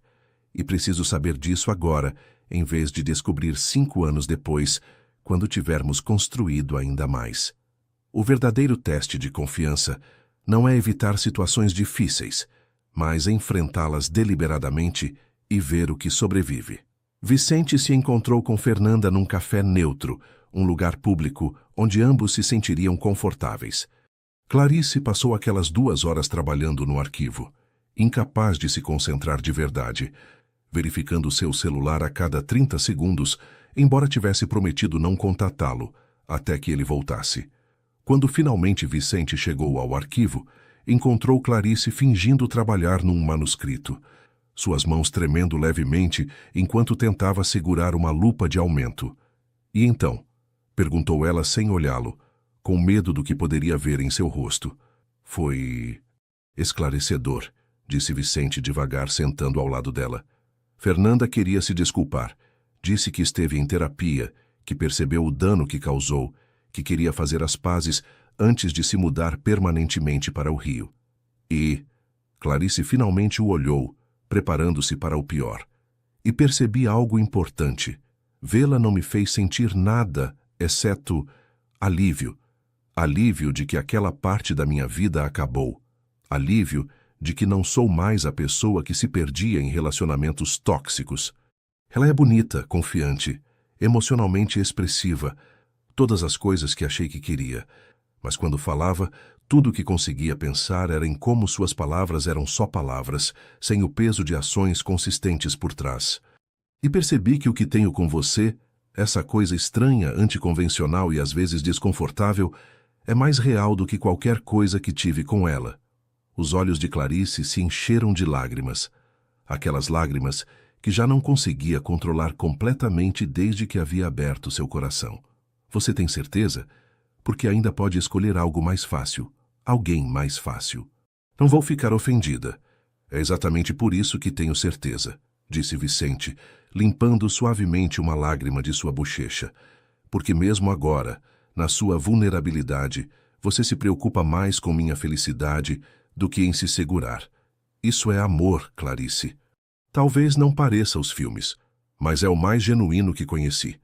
Eles se beijaram ali, entre estantes de manuscritos antigos que cheiravam a tempo e preservação. E pela primeira vez, ambos sentiram que estavam construindo algo que poderia durar, não porque estava destinado ou era fácil, mas porque ambos estavam escolhendo ativamente todo dia. Novembro trouxe consigo as primeiras chuvas do verão e um senso de consolidação para Clarice e Vicente. A empresa Nogueira em Filhos não só havia sobrevivido, como estava prosperando, graças em parte às inovações em preservação que Clarice havia introduzido. Vários artigos comerciais haviam destacado sua colaboração como exemplo de pensamento interdisciplinar em negócios tradicionais. O arquivo público havia recebido uma bolsa importante depois que Vicente, como um dos empresários mais bem-sucedidos da cidade, fez lobby com a prefeitura para aumentar o financiamento cultural. O centro cultural que havia estabelecido num antigo casarão colonial estava prosperando, tornando-se um ponto de encontro para acadêmicos e artistas locais. Na superfície, tudo parecia estar se alinhando perfeitamente. Mas Vicente estava lutando internamente com uma pergunta: o que significava compromisso de longo prazo para duas pessoas que haviam deliberadamente rejeitado as narrativas românticas tradicionais? A ideia de casamento o enchia de ansiedade. Sua única tentativa prévia de compromisso sério havia terminado em desastre, e sabia que Clarice carregava trauma do seu casamento cancelado. Mas, ao mesmo tempo, queria alguma forma de marcar que isso era permanente, que ele não ia a lugar nenhum, que havia escolhido construir sua vida ao redor dela. Confidenciou essas preocupações à sua mãe durante uma de suas visitas semanais. Beatriz, agora consideravelmente mais saudável depois de meses de cuidados médicos apropriados e menos estresse desde que a empresa estava estável, escutou sabiamente. "Por que você assume que o compromisso tem que parecer com o de todo mundo?" perguntou ela. "Vocês dois construíram algo completamente único. Por que seu compromisso não poderia ser igualmente único?" A ideia ficou com Vicente. Durante semanas, refletiu sobre o que significaria um compromisso autêntico para eles.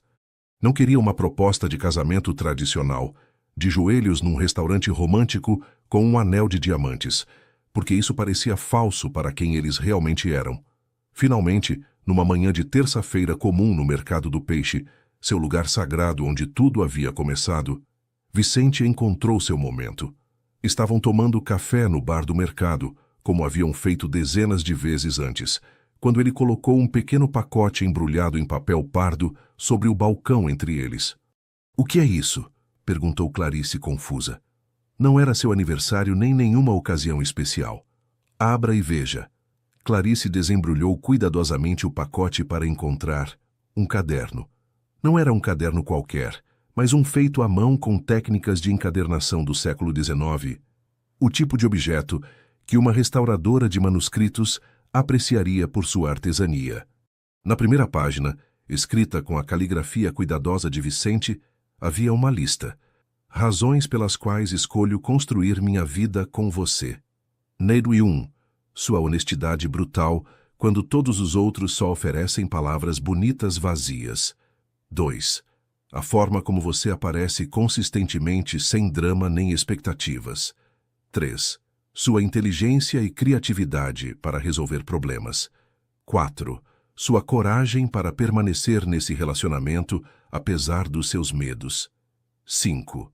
O fato de você nunca fingir ser alguém que não é. 6. Sua risada rara, mas genuína, quando algo realmente te diverte. 7. A dedicação que você coloca em tudo que importa. 8. Seu respeito pelo conhecimento e pela tradição. 9. A forma como você me defende sem que eu peça. 10.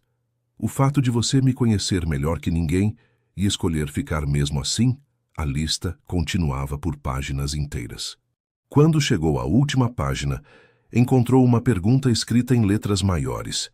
"Você quer fazer um pacto comigo de continuar nos escolhendo mutuamente todo dia, construindo algo real, em vez de esperar que o destino faça isso por nós. A pergunta mais importante não é: você quer casar comigo? Mas você vai escolher ativamente estar comigo todo dia, mesmo quando for difícil? Clarice o olhou, esse homem que a havia conhecido em seus piores medos, e havia decidido que ela valia o esforço de qualquer jeito. Clarice lia com lágrimas correndo silenciosamente por suas bochechas, seu café esquecido e esfriando no balcão. Isso não é uma proposta de casamento tradicional, observou ela. Não, porque nós não somos um casal tradicional. Não estou te pedindo para ser minha esposa no sentido convencional, com toda a bagagem que essa palavra traz. Estou te pedindo para ser minha parceira em construir uma vida juntos. Se você quiser oficializar legalmente em algum momento, podemos. Se não, tudo bem também. O que importa é o compromisso de se escolher ativamente, não o papel que documenta isso. E se eu falhar? Sussurrou Clarice. E se tiver dias em que não consigo ser o que você precisa? Então você vai falhar e vamos superar, porque eu também vou falhar alguns dias. Isso não é uma fantasia de perfeição. É um reconhecimento de que somos duas pessoas quebradas, tentando construir algo inteiro juntos, e que tudo bem se o processo for bagunçado. Clarice fechou o caderno com cuidado, segurando-o contra o peito como o tesouro que era. Sim, disse simplesmente. Sim, quero esse pacto com você. Não se beijaram dramaticamente. Não houve aplausos de multidões observando. Dona Conceição, de sua banca de verduras, simplesmente gritou: já era hora, meninos, e vários vendedores riram carinhosamente.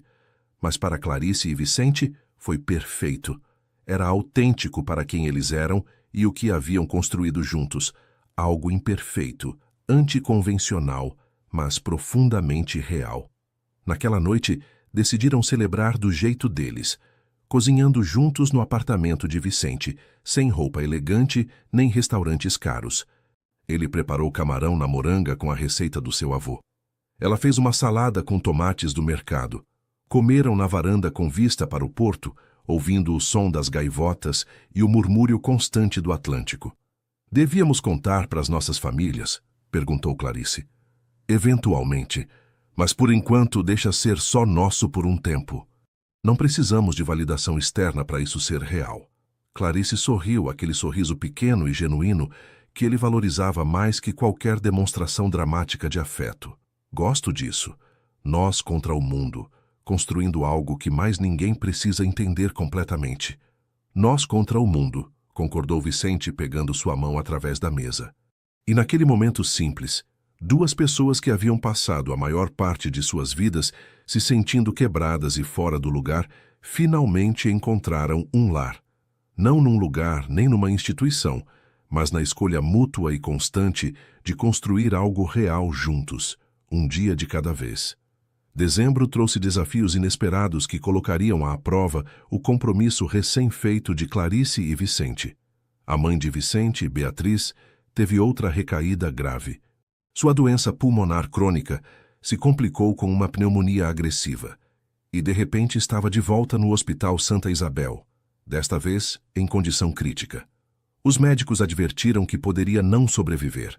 Vicente mergulhou numa espiral de medo e culpa.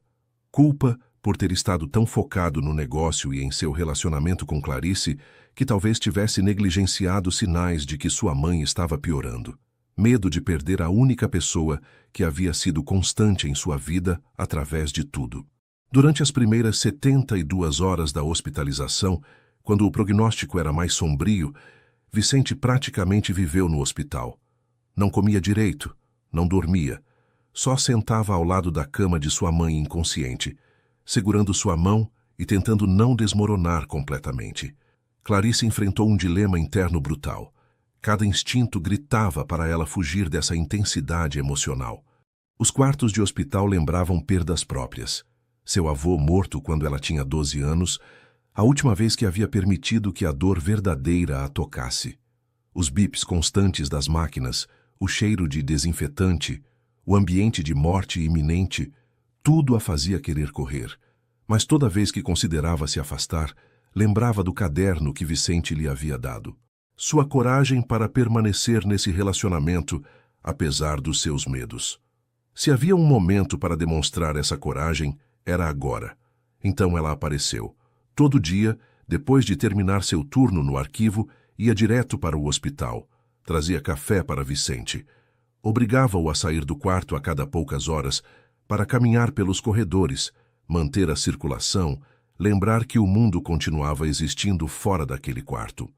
Não tentava oferecer falsas esperanças, nem palavras vazias de consolo. Simplesmente estava presente. A irmã de Vicente, Isabela, que havia voado de São Paulo quando soube das notícias, observava essa dinâmica com fascinação. Nunca havia visto seu irmão com alguém assim. Alguém que claramente estava desconfortável, mas que se forçava a ficar mesmo assim. Sua namorada é estranha, comentou com Vicente durante um dos breves momentos em que Clarice havia ido buscar mais café. Mas eu gosto dela. Qualquer outra pessoa mais superficial já teria fugido. Ela fica mesmo quando cada parte da sua linguagem corporal grita que quer estar em qualquer outro lugar. Ela não é minha namorada, corrigiu Vicente automaticamente. Não? Então o que é? É minha parceira, minha pessoa, a única com quem consigo imaginar construir uma vida. Isabela sorriu com tristeza. Isso parece muito mais que uma namorada. O amor verdadeiro não se mede nos momentos felizes, mas na vontade de permanecer durante os momentos de devastação, quando cada instinto grita para você se proteger. No quarto dia, Beatriz finalmente recobrou a consciência. Estava fraca, conectada a múltiplas máquinas, mas consciente. Sua primeira pergunta depois de estabelecer que estava viva foi: "Onde está a menina Clarice?" "Está aqui, mãe", respondeu Vicente, apontando onde Clarice estava dormindo desconfortavelmente numa cadeira de plástico no canto. "Ela esteve aqui todo dia." Beatriz sorriu fracamente. "Boa menina." Eu sabia que ela não estava tão quebrada quanto pensava. Durante a segunda semana de hospitalização, quando Beatriz estava fora de perigo imediato, mas ainda muito doente, aconteceu algo que mudou fundamentalmente o relacionamento entre Clarice e Vicente. Era tarde da noite, muito depois do fim do horário de visitas, mas as enfermeiras haviam feito uma exceção, deixando Vicente ficar. Clarice tecnicamente não deveria estar ali, mas havia ficado mesmo assim, escondida discretamente no canto. Vicente havia estado segurando todo o seu estresse por 2 semanas, sendo forte para sua família, gerenciando a crise com sua eficiência característica. Mas naquela noite, algo nele finalmente quebrou. Começou a chorar. Não lágrimas silenciosas, mas soluços profundos e dilacerantes que sacudiam todo o seu corpo. Chorou pela mãe doente. Chorou pelo pai morto. Chorou por todos os anos que havia passado, se sentindo inadequado. Chorou pelo medo de que, se perdesse sua mãe, não restaria ninguém que o tivesse conhecido quando era apenas uma criança, antes de todas as feridas e o cinismo. Clarice, que nunca havia sido boa consolando pessoas, que sempre se sentiu desajeitada com as emoções intensas dos outros, fez algo que a surpreendeu.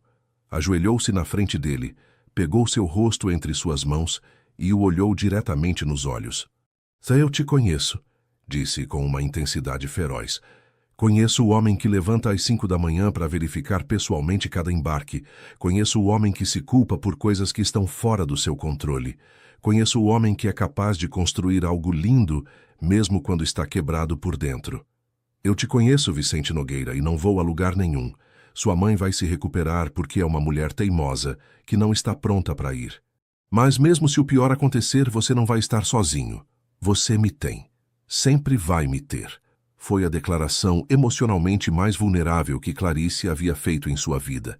E significava tudo, porque ambos sabiam quanto custava para ela. Vicente a abraçou com uma intensidade quase desesperada, e ela o segurou tão forte quanto podia, oferecendo sua força quando a dele havia se esgotado temporariamente. Naquele momento, num quarto de hospital estéril sob luzes fluorescentes duras, com o som de máquinas médicas como trilha sonora, eles se amaram mais profundamente do que em qualquer cenário romântico perfeito. Durante a 3ª semana, enquanto Beatriz continuava melhorando devagar, Clarice tomou uma decisão importante: Pediu uma reunião formal com a família Nogueira, os irmãos de Vicente, seus tios, os primos mais próximos, na sala de espera do hospital. Sei que alguns de vocês têm perguntas sobre mim e sobre meu relacionamento com Vicente. Começou Clarice, sua voz tremendo levemente, mas sua determinação firme. Sei que não sou o que esperavam. Não sou calorosa nem expressiva. Não me encaixo no molde tradicional do que deveria ser uma parceira para alguém da família de vocês. A irmã de Vicente tentou interromper, mas Clarice levantou uma mão. Por favor, me deixem terminar. Preciso dizer isso. Eu amo Vicente do único jeito que sei amar. Não posso prometer que algum dia vou ser demonstrativa ou emocionalmente efusiva, mas posso prometer que sempre vou aparecer, que sempre vou ser honesta com ele, que vou defendê-lo quando estiver em apuros e desafiá-lo quando estiver errado, que vou escolher estar com ele todo dia, mesmo quando for difícil, mesmo quando eu tiver medo. Isso é tudo que posso oferecer, mas ofereço sem reservas. A coragem não é a ausência de medo, mas a decisão de amar completamente apesar dele. Houve um silêncio prolongado. Então a tia mais velha de Vicente, uma mulher de 70 anos que havia estado inicialmente cética sobre Clarice, falou: Menina, em 50 anos de casamento com meu marido, nunca ouvi palavras tão honestas sobre amor. Você esteve aqui todo dia durante 3 semanas. Vejo como você olha para o meu sobrinho. Vejo como ele olha para você. Você não precisa ser como todo mundo. Só precisa ser real. E claramente você é. Um por um, os membros da família Nogueira expressaram sua aceitação e apoio. Nem todos estavam completamente confortáveis. Algumas das tias mais tradicionais ainda franziam o senho diante da falta de demonstrações físicas de afeto, mas havia um reconhecimento geral de que o que Vicente e Clarice compartilhavam era genuíno e valioso. Quando Vicente soube dessa reunião mais tarde, porque Clarice havia feito deliberadamente quando ele estava com sua mãe, ficou arrasado. Você não precisava fazer isso, disse, embora claramente comovido. Precisava sim. Se vamos construir uma vida juntos, sua família precisa entender quem eu sou de verdade. E eu precisava provar para eles e provar para mim mesma que posso ser corajosa quando importa. Naquela noite, quando finalmente deixaram o hospital depois que Beatriz insistiu que fossem para casa e descansassem, caminharam pelas ruas noturnas de Salvador de mãos dadas. Não falaram muito, ambos exaustos até os ossos, mas havia uma solidez em sua conexão que não havia estado ali antes. Haviam enfrentado juntos a possibilidade de perda devastadora e saído do outro lado mais fortes. Seu amor, estranho, anticonvencional, construído consciente e dolorosamente, havia sobrevivido seu primeiro teste verdadeiro. 6 meses depois, numa manhã de junho inusitadamente clara, o mercado do peixe fervilhava com seu caos habitual de vendedores gritando ofertas e compradores regateando preços. Clarice e Vicente estavam em seu lugar usual no bar do mercado, tomando café antes de começar seus dias de trabalho. Mas havia uma diferença agora. Beatriz estava com eles, consideravelmente recuperada, embora ainda usando oxigênio suplementar ocasionalmente. Sua doença seria crônica, algo que todos teriam que gerenciar a longo prazo, mas havia sobrevivido contra probabilidades difíceis. Lembram quando os vi juntos pela primeira vez? Perguntou Beatriz, com aquele sorriso sábio que havia aperfeiçoado depois de 7 décadas de vida. Vocês dois fingindo que eram só conhecidos casuais, mas se olhando como se tivessem encontrado algo raro e precioso que não sabiam como nomear. Não estávamos fingindo, protestou Vicente. A gente realmente era só conhecidos casuais naquela época. Mentiroso, disse Beatriz afetuosamente. Você sempre soube que ela era especial. E você? Virou-se para Clarice. Podia ter fugido 1000 vezes, mas ficou. Isso é amor. Clarice sorriu, aquele gesto pequeno, mas genuíno que agora aparecia com mais frequência. Não parecia amor no começo, parecia curiosidade, acho. E depois como escolher não fugir quando teria sido mais fácil, mas sim, eventualmente virou amor. Só não é do tipo que reconheci nos filmes. O amor mais profundo não anuncia sua chegada com trombetas e fogos de artifício, mas cresce silenciosamente, raiz por raiz, até que um dia você olha ao redor e percebe que construiu uma floresta inteira. A vida de Clarice e Vicente nos meses seguintes à crise hospitalar havia se estabilizado em padrões gratificantes. A empresa Nogueira em Filhos estava prosperando, tendo expandido suas operações para incluir uma linha de produtos preservados, usando as técnicas inovadoras que Clarice havia desenvolvido. Vários concorrentes agora pagavam por consultoria sobre métodos de preservação. Clarice havia recebido uma promoção no arquivo público, tornando-se diretora de restauração. Seu sucesso em aplicar técnicas de preservação de manuscritos a usos comerciais havia atraído atenção acadêmica e havia sido convidada a apresentar em conferências sobre pensamento interdisciplinar. Haviam decidido morar juntos, não num lugar completamente novo, mas no apartamento de Vicente que reformaram juntos, para refletir ambas as personalidades. Metade parecia um escritório de arquivo com estantes cuidadosamente organizadas. A outra metade tinha equipamentos de pesca decorativos e mapas náuticos antigos das rotas pesqueiras. Nem tudo era perfeito. Ainda tinham dias difíceis. Dias em que Clarice se sentia avassalada por demandas sociais e precisava se retirar completamente, e mesmo Vicente se sentia magoado por esse distanciamento.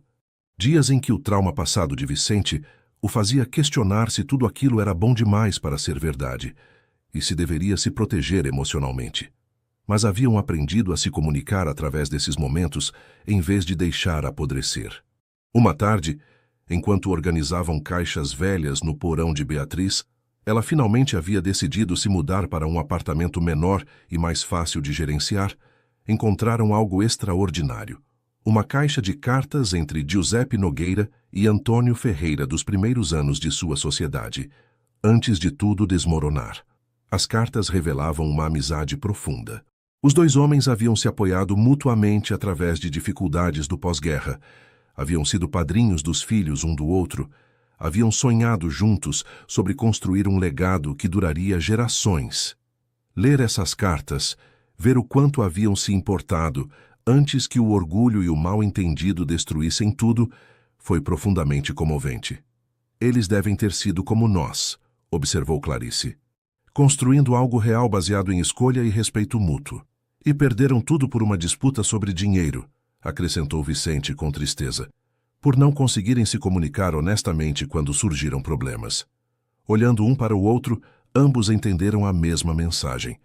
O que haviam construído era precioso e frágil.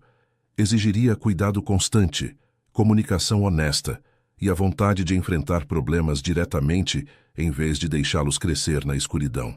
Vamos fazer um pacto, sugeriu Clarice, que nunca deixaremos nosso orgulho ser mais importante que nosso relacionamento, que se algo nos incomoda, vamos falar imediatamente, que não vamos permitir que o que aconteceu com eles aconteça com a gente. Pacto, concordou Vicente, estendendo sua mão para apertar a dela naquele gesto formal que havia chegado a simbolizar suas promessas mútuas. A primavera se transformou em verão, e com ela chegou o evento que marcaria publicamente seu compromisso um com o outro. Não foi um casamento. Nenhum dos dois queria isso, com toda a bagagem e expectativas que trazia. Em vez disso, organizaram uma cerimônia de compromisso secular no centro cultural que Vicente havia restaurado.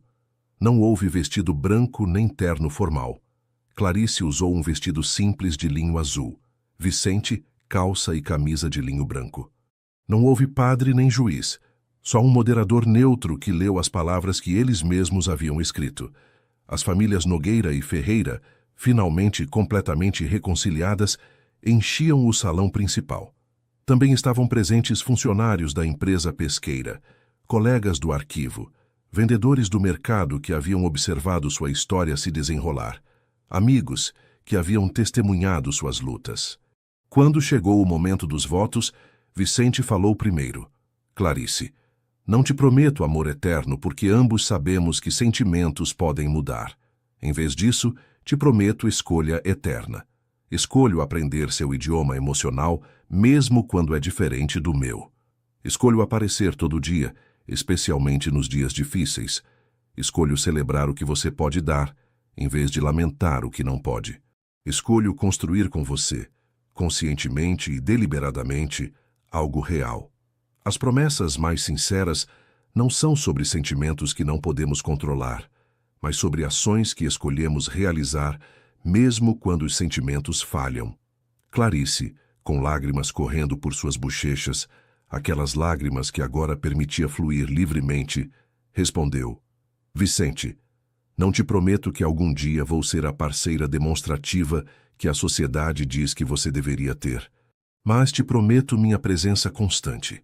Te prometo minha honestidade brutal, mesmo quando for desconfortável. Te prometo minha lealdade inabalável.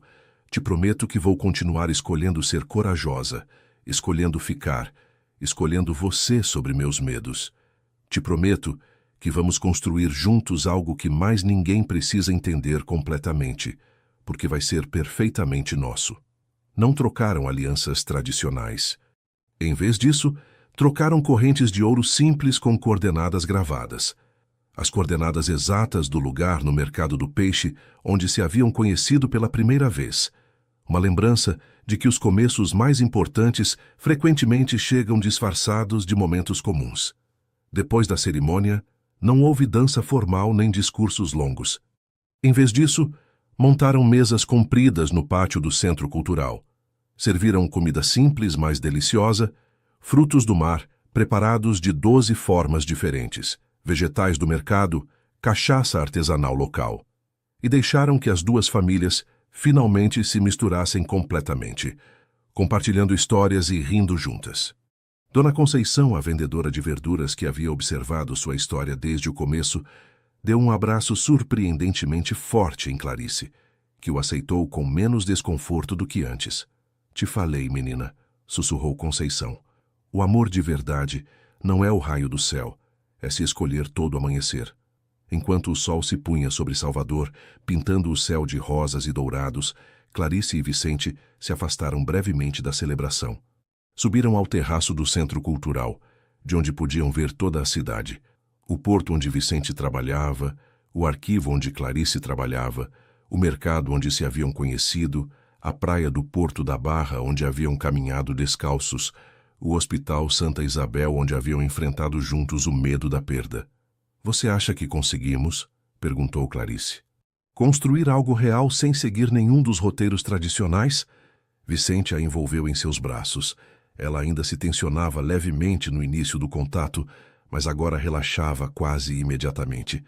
Acho que estamos conseguindo, todo dia, e acho que isso é mais importante do que qualquer chegada mágica a um final feliz, porque isso não é um final.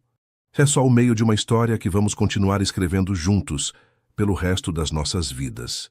Ficaram assim enquanto o céu escurecia e as primeiras estrelas começavam a aparecer sobre o Atlântico. Lá embaixo, podiam ouvir a risada de suas famílias se misturando, o som de duas linhagens finalmente curando as feridas do passado. Clarice pensou na mulher que havia sido menos de um ano antes, a noiva que havia fugido do próprio casamento, convencida de que estava quebrada além do concerto, certa de que nunca sentiria amor da maneira que todos os outros pareciam sentir. E agora, ali estava, comprometida com um homem que não só aceitava sua diferença, mas a celebrava, cercada de pessoas que finalmente a entendiam. Vicente pensou no homem que havia sido quando retornou a Salvador, destroçado pela traição, convencido de que nunca voltaria a confiar, enterrando sua dor em trabalho obsessivo. E agora, ali estava, segurando uma mulher que lhe havia ensinado que o amor podia ser uma escolha consciente, em vez de uma montanha-russa emocional, com uma família reconstruída e um futuro que realmente desejava. Sabe o que é louco? Disse Clarice finalmente. Se seu avô e meu avô tivessem resolvido seus problemas 60 anos atrás, talvez nunca teríamos nos conhecido. Talvez nossas famílias tivessem estado tão entrelaçadas que teríamos sido como irmãos. E essa possibilidade nunca teria existido. Talvez os erros deles criaram o espaço para a gente encontrar algo que eles perderam. Ou talvez, sugeriu Vicente, o universo tenha um senso de humor distorcido. Quebra as coisas para que outra pessoa possa encontrar as peças certas entre os escombros e construir algo novo e melhor.